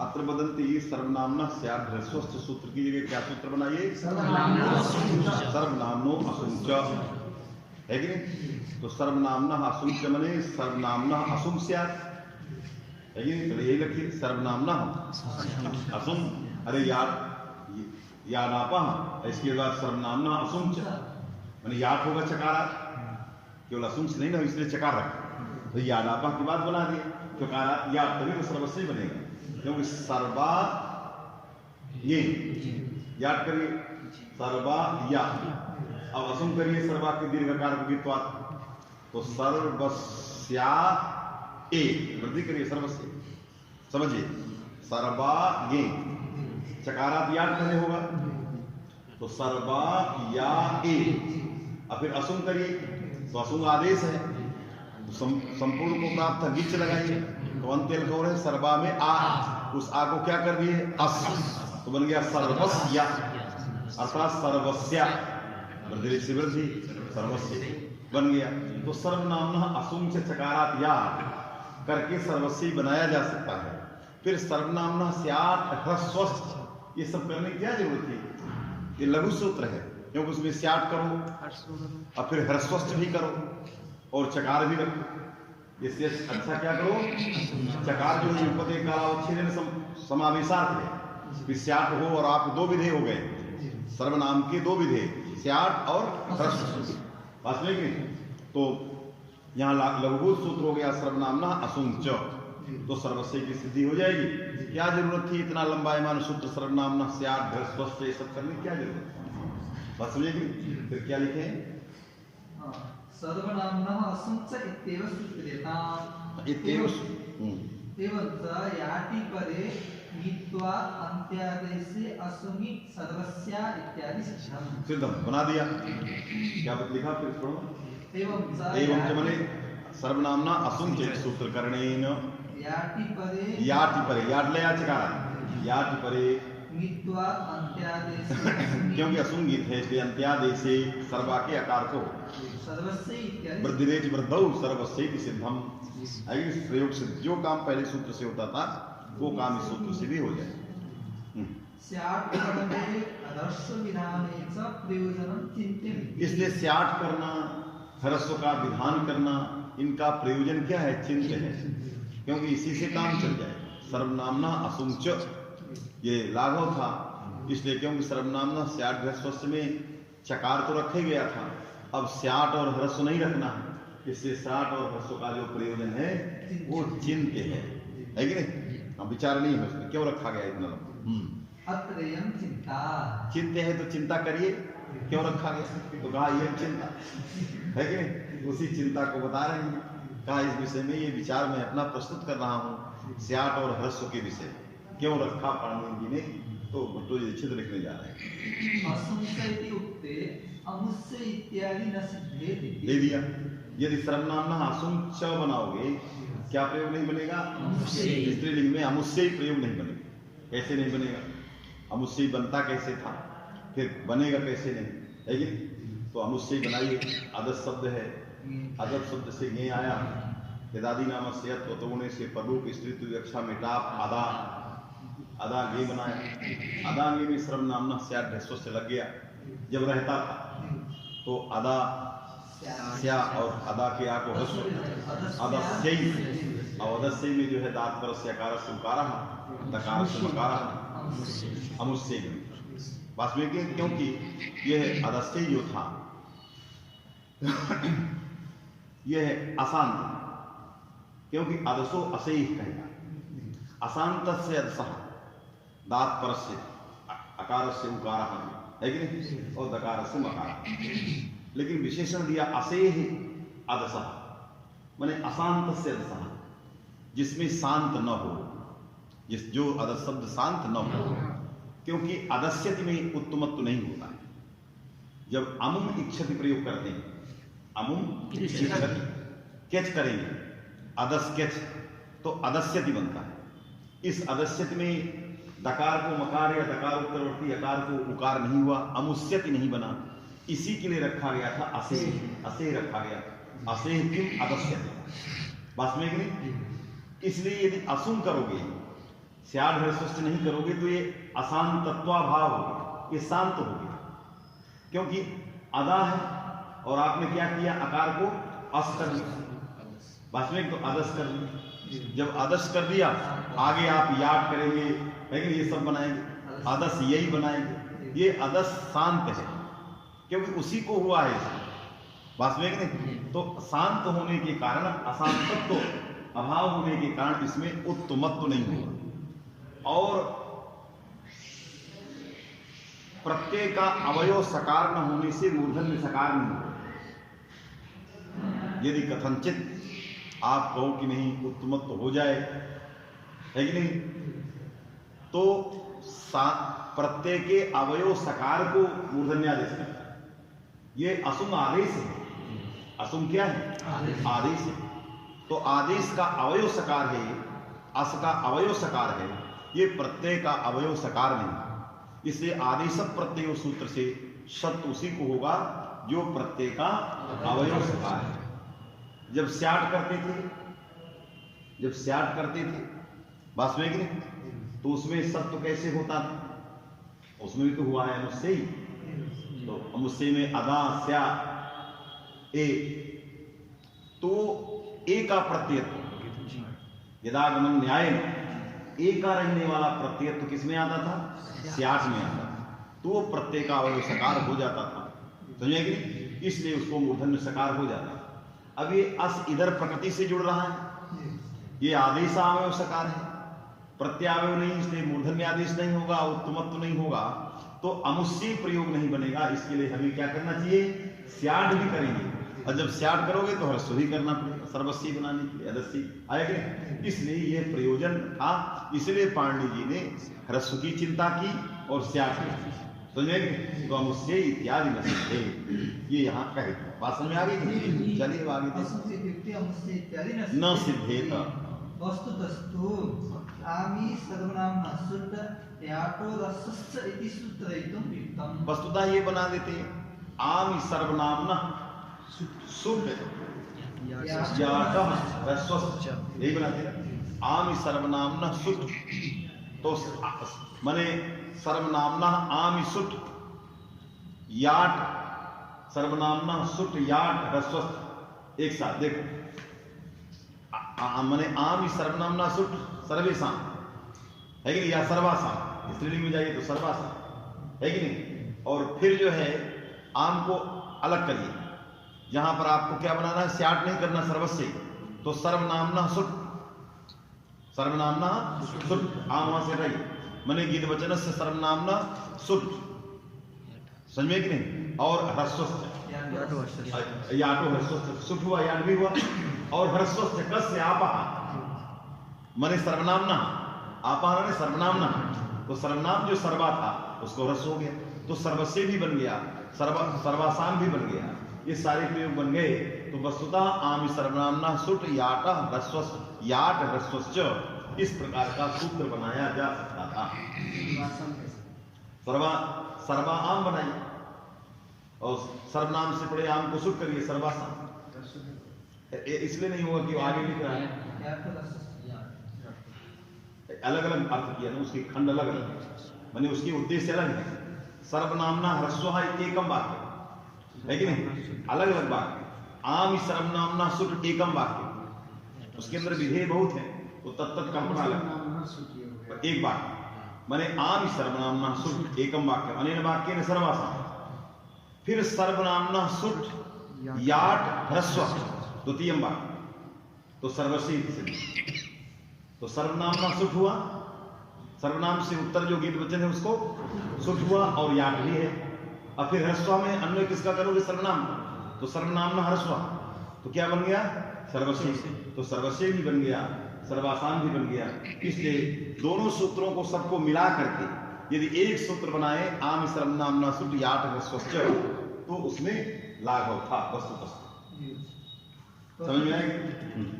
वस्तुतस्तु आमी सर्वनाम्ना शुद्ध यातो रसस्य इति सूत्रयितुं उचितम युक्तम, न चैवं यात एव ह्रस्वतिथि, कहा कि अब अत्यंत सन्निकट पड़ा है याट, सर्वनामना आम सर्वनामना सुट याट ह्रस्वस्थ, तो यदि याट को ही ह्रस्व कर दे सन्निहितत्वात्, बात समझे कि नहीं, ये आपत्ति हो सकती है, तो याट को में या को ही ह्रस्व कर देगा है कि नहीं, यट हो जाएगा, तो क्या, तो ह्रस्व नहीं हो, दीर्घोच्चारण सामर्थ्या नहीं तो सेट कह दे स्वस्थ में यदि हम सर्वनाम में अन्वय कर ही रहे तो या का रस्वावृत्ति कैसे, ये आपकी इच्छा पर है, कोई कह सकता है, जैसे मैं कहता हूं सर्वनाम का अन्वय करें, ये कहेंगे हम याद का अन्वय करें, कैसे रोकें, ये कोई वहां कोई प्रतिज्ञा वाक्य नहीं लिखा है कि नहीं सर्वनाम का ही अन्वय होगा, अन्वय तो किसी का भी हो सकता है, उसका उद्देश्य याट भी बन सकता है, उसका उद्देश्य सर्वनाम भी बन सकता है। किसी ने सर्वनाम को कहा तो कहा सन्निहितत्वाद याट को आपने क्यों नहीं पकड़ा, तो यदि याट को पकड़ेंगे दोष आए, उसके लिए उत्तर नहीं, बात समझे कि नहीं, क्योंकि अन्वय अपनी अपनी विवक्षा के अधीन है, इसलिए अलग अलग विवक्षा है, उस विवक्षा को रोकने के लिए हेतु दे रहा है कि आप याट का अन्वय ह्रस्व में नहीं कर सकते, क्यों, दीर्घोच्चारण सामर्थ्या, अन्यथा ह्रस्व एव ह्रस्व से उच्चारण कुर्यात्, समझ में आएगी?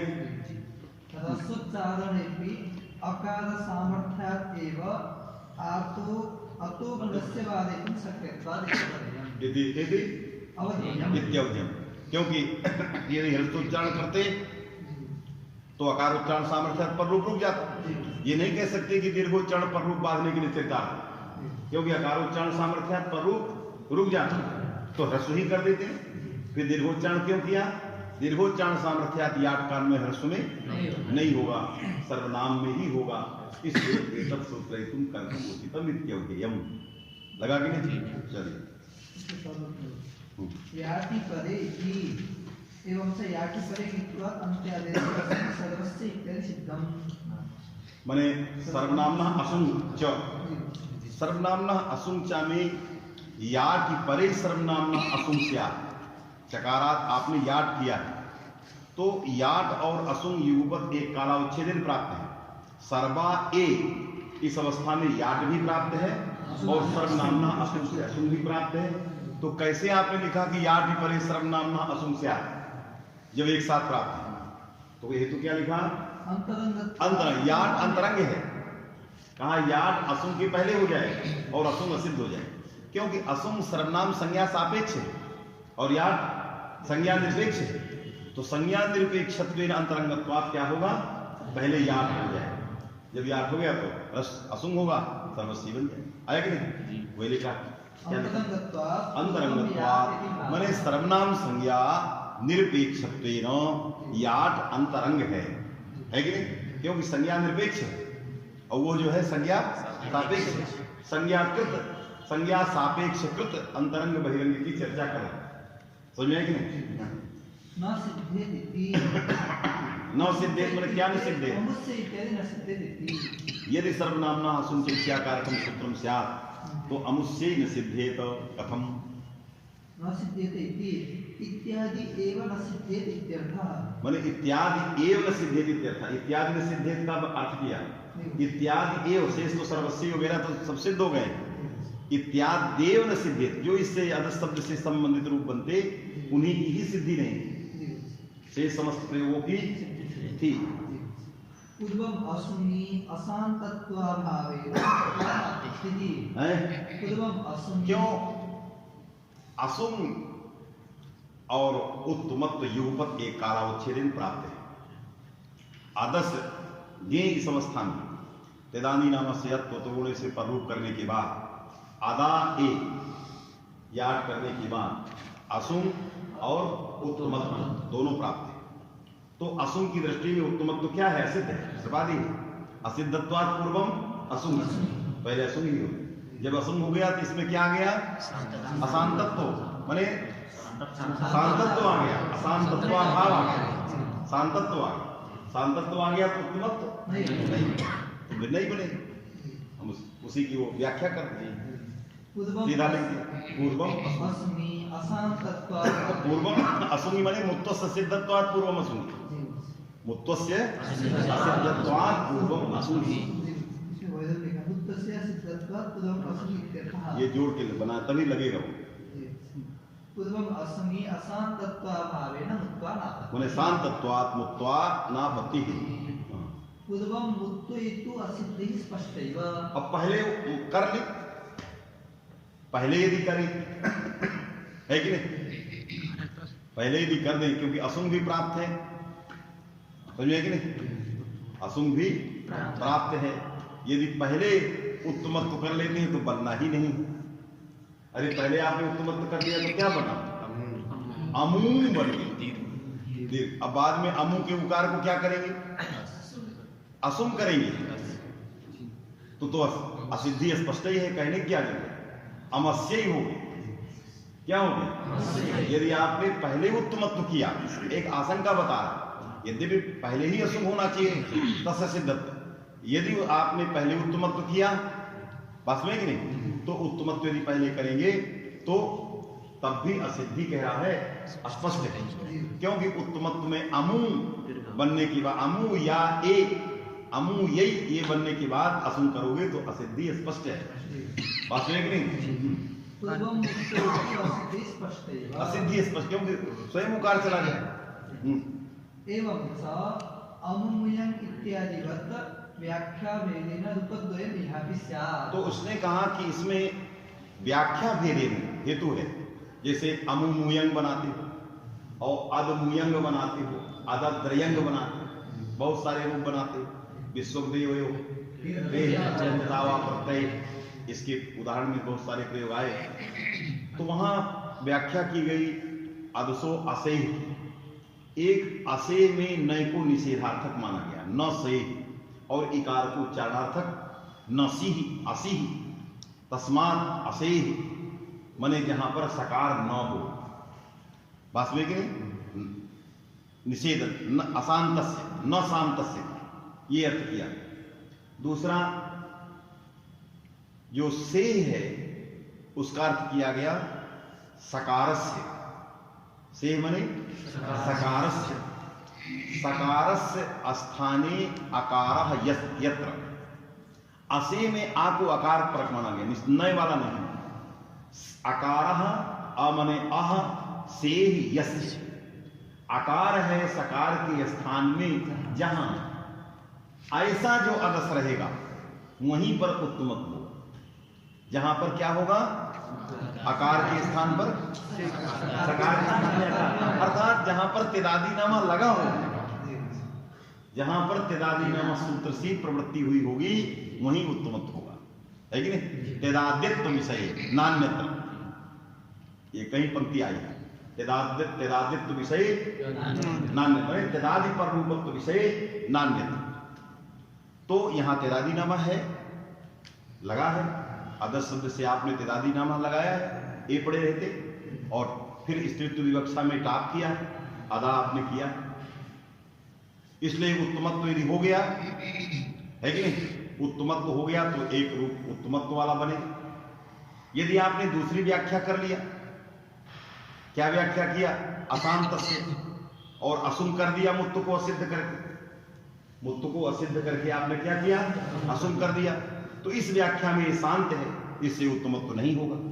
जब नहीं होगा तो क्या बनेगा, अदस्य ही बनेगा। अरे क्या बनेगा, अदस्य। तो यहां भी दो रूप बन गए, एक अशांत व्याख्या पक्ष में अदस्य और अकारः से यत्र, इस व्याख्या पक्ष में अदस्य को उत्तमत्व हो गया, तो क्या बन गया, वहां अशांत नहीं रह गया।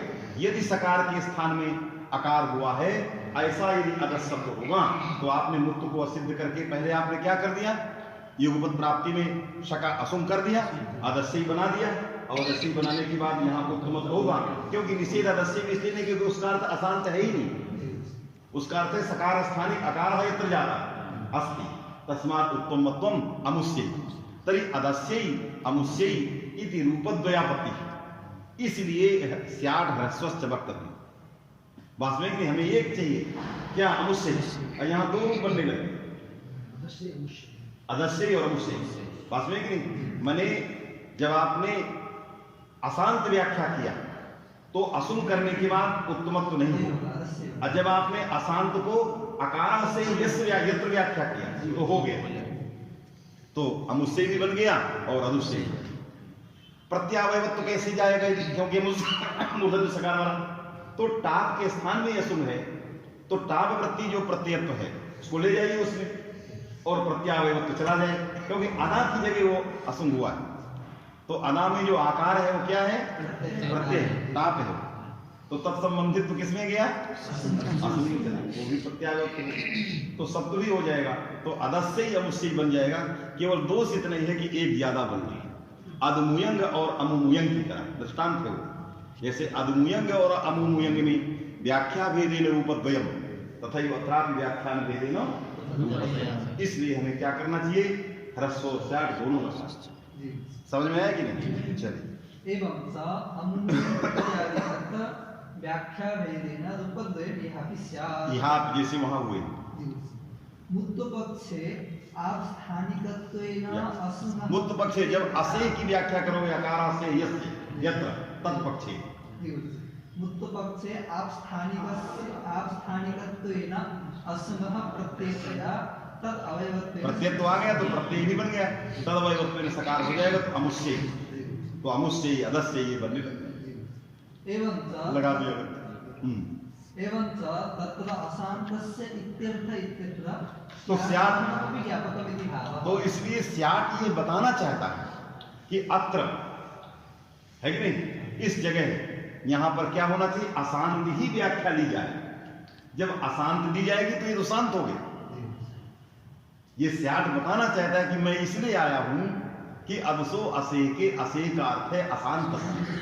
ये क्या हो गया असुम के बाद शांत, तभी मेरा चारितार्थ है बात में कि नहीं। इसलिए इसी तात्पर्य से स्यात् रखा गया। किस तात्पर्य से, प्रयोग सिद्धि के लिए नहीं, प्रयोग तो अमुष्य ही बन रहा है, अधिकम प्रविष्टम न तद्धानी, बनने दीजिए चार, एक तो बन रहा है।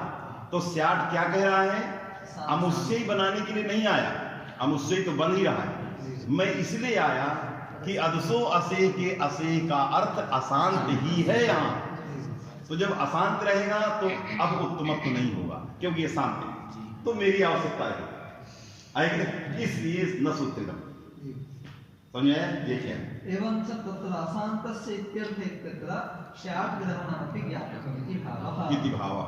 परेतु संज्ञाकृत बहिरंगत्वस्य अनाश्रयणेन नित्यत्वात् अस्मिन् रूपसिद्धिः। हैं परेतु, इसलिए परेतु संज्ञाकृत बहिरंगत्वस्य क्योंकि अनाश्रयणेन याट और असुम का योग उपद्य था, याट और असुम में योग उपद्य था। जब सर्वनामना असुम से बना रहे थे उस समय याट भी प्राप्त था, असुम भी प्राप्त था, दोनों युगपद प्राप्त थे। तो क्या कहा था, अंतरंगत्वात् याट पहले कर लेते थे, जिससे सर्वस्तिक बन जाता का संज्ञाकृत बहिरंगत्व सेनाश्रय, क्योंकि आपने असुम को बहिरंग बना दिया। क्यों, सर्वनाम संज्ञा सापेक्ष थे, याट को अंतरंग बनाया निरपेक्ष थे। तो संज्ञाकृत सापेक्ष बहिरंग लिया ही नहीं जाता। ये परे तो शेखर कहा कि संज्ञाकृत अंतरंग बहिरंग भाव नहीं लिया जाए। जब नहीं लिया जाएगा तो असुम और याट के युगपद प्राप्ति में क्या व्यवस्था करोगे, समझ आएगी।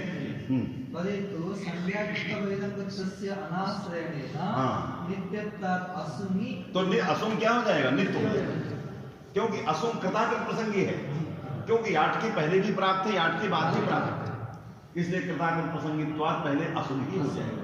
तो सर्वा को पहले असुम हो गया, तो क्या बन गया, सर्वस्व बन गया, है कि नहीं। फिर याट नहीं होगा, क्योंकि आपा पर स्थगित वचन से याट, आप रही नहीं गया, क्योंकि वो कहता है आपा पर स्थगित वचन से याट था। तो आप परत तो है ही नहीं है गीत वचन, अभी तो असुम परत तो बैठा है बात में कि नहीं। इसलिए सर्वस्व नहीं बनेगा शेखर कार्य। इसलिए इतनी दूर जाने की जरूरत नहीं है। कितनी दूर, अमुष्य तक यही दोष है, क्योंकि सर्वस्व में ही दोष है। तो अमुष्य तक क्यों जाएं, क्योंकि ये सर्वस्व नहीं बनेगा, क्योंकि याट और असुम के युगपद प्राप्ति में नित्यत्वात् असुम पहले हो जाए तो याट नहीं होगा, तो सर्वस्व नहीं बनेगा। समझ में आया कि नहीं। नित्यत्वात् अस्मि रूपा सिद्धिः, असुमिति सर्वस्यैति रूपा सिद्धिः। न च तेन याडपि विधेयः असुं चेति न्यासेति वाच्यम्। हाँ, हमने तो न्यास की, कोई कह सकता असुम च सर्वनामना असुम च, तो चकारात याडापा से याट लाएंगे, दोनों काम करेगा। सर्वनामना असुम स्यात् और याट स्यात्, जैसे स्यात् ह्रस्वस्य कहते हो, तो ये दोनों विधान करेगा। तो अब अंतरंग बहिरंग की चर्चे, असुम होगा बाद में भी याट हो जाएगा, कोई चर्चा, क्योंकि इसमें आप परस्थ की जरूरत नहीं, इसमें आपा परस्थ की जरूरत खत्म नहीं, क्योंकि सर्वनामना असुम च माने सर्वनामना असुम स्यात् चात् याट स्यात्, तो चकारात याट भी हो गया, सर्वस्वी बन गया। तो क्या क्षति है, कैसे ये दोष बनेगा फिर, समझ में आया कि नहीं। विभाषा द्वितीय सूत्रेण विधि गमकाभावात् विभाषा द्वितीय सूत्र है, क्या है विभाषा है? अच्छा, क्या करता है,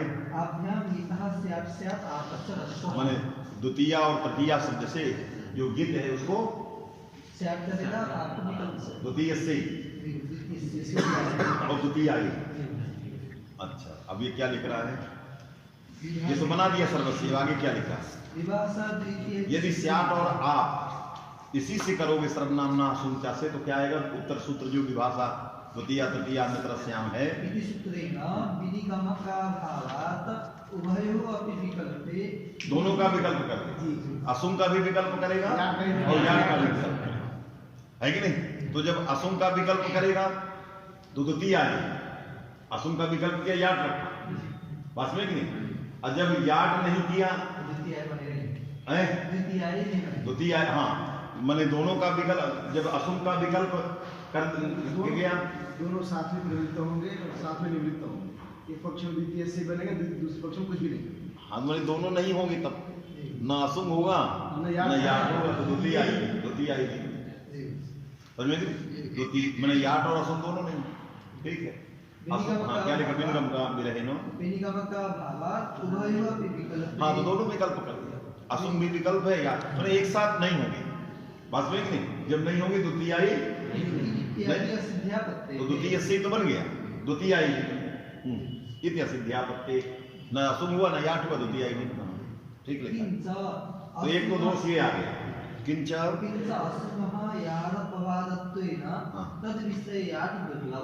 दूसरी बात, ये असुम अपवाद है, किसकी अपेक्षा? याट की अपेक्षा, क्योंकि यानापह का याट सामान्य आवंत में लगता है और ये सर्वनाम संज्ञक आवंत में लगता है। असुम जो है ये सर्वनाम आवंत को पकड़ेगा, मैंने सर्वनाम को पकड़ेगा, वो भी स्त्रीत्व भी अच्छा में असुम है तो सर्वनाम को पकड़ रहा है, सर्वा को पकड़ रहा है, और ये रमा सर्वा दोनों को पकड़ रहा है, मैंने सर्वनाम से इतर को भी पकड़ना है और सर्वनाम में जो कर रहे हो यहां कर ही रहे हो, वास्तविक नहीं? तो असुम जो है याट का अपवाद है, विशेष भी तत्वा, इसका उद्देश्यता उच्छेदक व्याप्य है, केवल सर्वनाम प्रकृतित्व है, सर्वनामत्व है और उसका आवंतत्व है। तो आवंतत्व को उद्देश्य करके आने वाले याट की अपेक्षा सर्वनामत्व को उद्देश्य सर्वनाम संज्ञकत्व को लेकर आने वाला असुम ये विशेष भीत होने से अपवाद है। यदि अपवाद है तो अपवाद शास्त्र के विषय में या अपवाद के स्थल में उत्सर्ग नहीं लगता, तो जब नहीं लगेगा कौन? याट, तो सर्वस्व नहीं बनेगा, आएगा नहीं? इसलिए हमें असुम चा से याट नहीं ले सकते, बात में है कि नहीं? अतः हमें सर्वनामना से यही कहना आया। चलिए देख क्या है कि नहीं? असुमः याट अपवाद असुम विषय याट दुर्लभः, क्योंकि अपवाद शास्त्र के विषय में उत्सर्ग की प्रवृत्ति नहीं होती।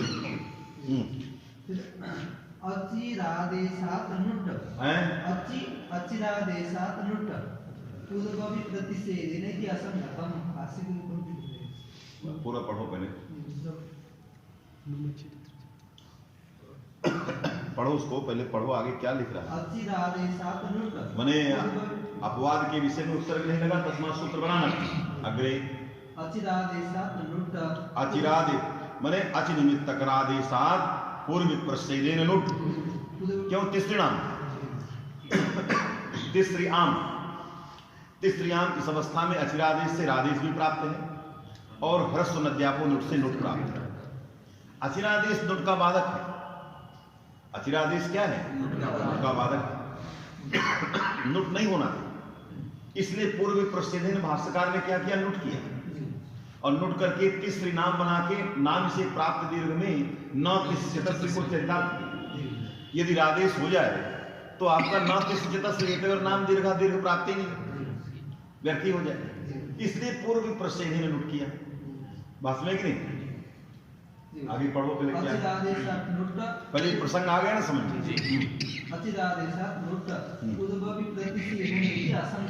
पूर्व प्रसिद्धि में असंगतम, ये क्यों? अचिरादेशात् पूर्व प्रसिद्धेन नुट इति भाष्यम असंगतम, क्यों? अचिरादेश जो है यह अपवाद है और नुट जो है यह उत्सर्ग है, तो रादेश की विषयता में नुट की कथा ही नहीं, क्या पूर्व प्रसिद्ध है? आपने यही ना कहा कि याट का कथा नहीं असुम के विषय में, क्योंकि असुम अपवाद है, तो अपवाद के विषय में उत्सर्ग की कथा जब नहीं है तो आप अचिरादेश के विषय में नुट प्राप्त ही नहीं था, जिससे तुम क्यों पूर्व प्रश्न है। और विषय भेद है। किसका विषय भेद? याट और असुम का। याट जो है गिनवचन को होता है और असुम जो है सर्वनाम को होता है। विषय भेद में क्या हुआ? माने विषय की एकता में बाध्य बाधक भाव उत्सर्गापवाद में आया। ये तो विषय हो गए। वो कहता है मैं सर्वा के आकार को हो रहा हूं, और वो कहता है मैं एकार को हो रहा हूं। तो दोनों की क्षेत्र अलग अलग है। किस चीज का वाक्या माने विरोधी नहीं है, फिर क्या बाध्य बाधक? तो भाष्यकार ये पंक्ति ये इससे बताना चाहते हैं कि विषय भेद में भी बाध्य बाधक भाव होता है। विषय भेद में भी बाध्य बाधक भाव होता है, क्योंकि अचिरारिता क्या करता है? आजादी विभक्ति प्रवृत्ति तीसरी के विकार को करता है, और नुट जो है आम को करता है। विषय भेद है, कैसे राजेश की नुट का पालन करता है, समझे कि नहीं? इसलिए ये भाष्य विरोध ना आवे, माने याट और असुम का बाध्य बाधक भाव नष्ट न हो विषय भेद के कारण, इसलिए इस भाष्य को रखा। नहीं, इस भाष्य से क्या लेना देना? बात समझिएगा क्या कहना चाहिए कि विषय भेद में ये भाष्य प्रमाण है कि नहीं? इसलिए भाष्य प्रामाण्यात् मद विषय यज्जत प्राप्तम विषय भेदे भी तत्सर्वम मया बाध्यते। इसलिए नुट का बाधकत्व प्राप्त था, अतः पूर्व प्रश्न नुट की चर्चा किया, न तिष्ठति नाम से हटा दिया, क्योंकि सूत्रारंभ सामर्थ्यात् स्वयं जो है यहां नुट हो जाएगा, है कि नहीं? ये अन्य कथा, इससे हमें कोई लेना देना नहीं। हमें लेना देना है कि भाष्यकार ने विषय भेद में भी उत्सर्गापवाद की चर्चा की है, आया। इसलिए याट और असुम के बाध्य बाधक भाव में कोई क्षति नहीं है। समझ में आया कि नहीं? ये कहना चाहिए, तब भाष्य लगता है। अचिरादेशात् नुट उद्भवी प्रतिषेधन्ति असंगतम् रादेशस्य बाध्य सामान्य चिन्तया सर्वापवादत्वेन नुट अपवादत्वात्। पूर्व प्रश्नेरिंति असंगतम, क्यों रादेशस्य सर्वम मया बाध्यते नुटापवादत्वात्। अपवाद विषय क्या विप्रसिद्ध, सर्वतो भावी रादेश बलवत्व है, समझे कि नहीं? ये इतिहासंख्य दीर्घत्व निषेधात् रादेशो नुटं बाधते इति भाष्ये उक्तम्। है कि नहीं? रादेशम नुटम न बाधते, है कि नहीं? ये न तिष्ठति श्रीराम से भाष्यकार किया। आगे इति भाष्ये उक्तम् तद्सूत्रे तस्माद् विषय तस्मात् एतद् भाष्य प्रामाण्यात्। आगे लिख रहा है जितना हमें लेना है, आगे उसको लिख रहा है। तस्मात् माने भाष्य प्रामाण्यात्। तस्माद् विषय भेदेपि एन नाप्राप्ति न्यायेन बाधकत्वम् इष्यते। इसलिए विषय भेदेपि एन नाप्राप्ति न्याय से बाधकत्व इष्ट है, इसलिए असुम और याट का बाधकत्व इष्ट है। समझ में आया कि नहीं? हाँ। यद्यपि अस्य अनादेशेन सिद्ध्यति। यद्यपि ठीक से पढ़ो, नहीं तो कैसे? नहीं, इस तरह नहीं, क्या कर, ठीक से पढ़ो। यद्यपि अस्य अनादेशेन सिद्ध्यति तथापि अवंग सूत्रस्थ। देखो, चलो सर्वनामना अंग कर दो। अब जब ये असुम को हटाना चाहेगा, यद्यपि अस्य माने सर्वनामना इत्यस्य अनादेश माने असुम की जगह कौन आदेश करो? क्योंकि शांत न रह जाए। शांत ही इसमें झगड़ा कर रहा था, असंग हो तो अंग कर दो। अब वो क्या बनेगा उससे मतलब नहीं है। जिस कारण से उसमें जो है उत्तमत्व नहीं हो रहे थे या कोई दिक्कत थी, तो अंग कर दो, सर्वनामना अंग। क्या लिखा? यद्यपि अस्य अनादेशेन सिद्ध्यति, अनादेशेन सिद्ध्यति, सिद्ध। अनादेश करेंगे तो कह रहा सिद्ध हो जाएगा। सिद्ध क्या हो जाएगा? माने ह्रस्व नहीं करना, केवल एतस्मिन् अंशे विचार। अस्य लिख रहा है,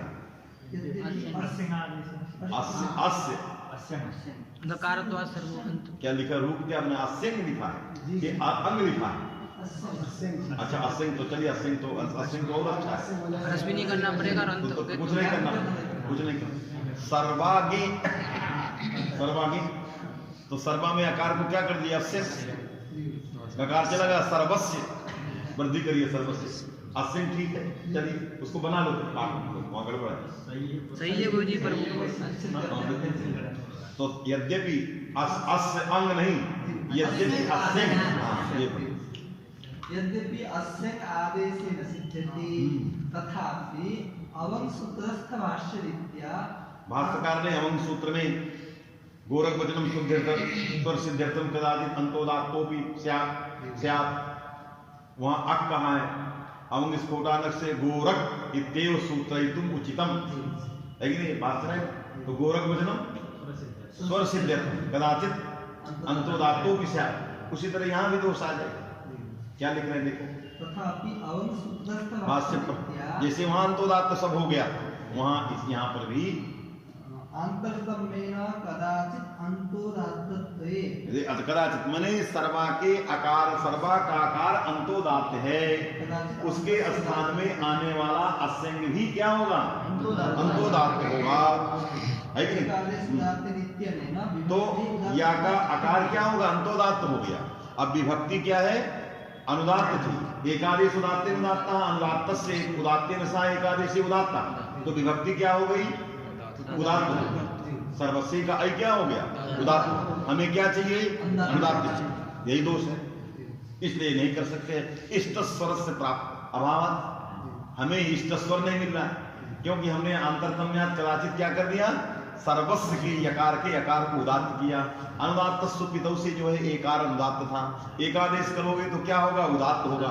तो विभक्ति जो आई थी एकादेश से जो आया वो क्या हो गया? उदात्त। और हमें सर्वस्व में क्या चीज मिलता है? अनुदात्त, तो चाहिए अनुदात्त, अस्यंग से हो गया उदात्त, इसलिए ये स्थिति हम नहीं करेंगे। आया कि नहीं? समझ में आया कि नहीं? अवं सूत्रस्थ भाष्यरीत्या अंतरतमेन, और जब आगम करते हो तो आगमानुदात्ता, जब स्याट करोगे तो आकार अनुदात, इधर का भी अनुदात, तो एकादेश उदात्त का विषय नहीं, तो अनुदात ही रह जाए। अनुदात अनुदात का एकादेश, अरे सर्वस्या में स्याट करोगे तो आगमा अनुदात, तो श्या में या का आ जो है क्या? अनुदात, और अनुदातों सुपितों से विभक्ति अनुदात, अनुदात की जगह, दोनों अनुदात की जगह एकादेश, इसलिए उदात्त का प्रश्न ही नहीं, तो अनुदात ही रहेगा। इष्ट है अनुदात होने लगेगा उदात, इसलिए ये भी न्यास नहीं कर सकते, इसलिए हमें ह्रस्वश्च भी रखना चाहिए और स्यात भी रखना चाहिए, सब रखना चाहिए। समझ में आया कि नहीं? मूल में सामर्थ्यादिति, सामर्थ्यात् एव इति, मूल में क्या सामर्थ्य है? उच्चारणपि अकार सामर्थ्यात् एव, न पर रूप, आमि सर्वं न सुप्रियाप्त, मैंने अकारोच्चारण सामर्थ्य पर रूप नहीं होगा। समझ में आया कि नहीं? उच्चारणार्थत्वं तु न व्याख्यानात् इति भावः, व्याख्यानात् उच्चारणार्थ तो नहीं मानेंगे, अतः अकारोच्चारण सामर्थ्यात् पर रूप रुक गया, इसी से काम चल जाएगा। दीर्घोच्चारण क्यों किया? तत्सामर्थ्यात् इस प्रकार का न्यास नहीं कर सकते, मूलों की जो न्यास की चर्चा।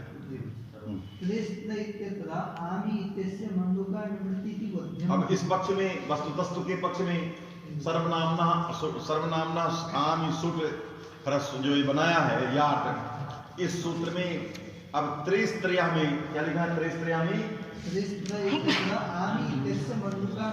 क्योंकि अब ले जाना पड़ेगा, भंग हो गया सूत्र, तो जब त्रिस्त्रिया में आम जाए, त्रिस्त्रिया नाम भी हफ्तव है कि नहीं, उसमें आम चाहिए, और आम सर्वनामना सूत्र त्रिस्त्रिया जब रहते थे तो सीधे चला जाता, अब बीच में काफी व्यवधान हो गया सूत्र का, तो मंडूक का प्रदानुवृत्ति करना पड़ेगा, ये क्लेश होगा, इसलिए इस प्रकार का विन्यास नहीं किया जा सकता, जो पढ़ा गया वही उचित है। दूसरा विभाषा द्वितीय तृतीयाभ्याम, बस अब इतने रखो।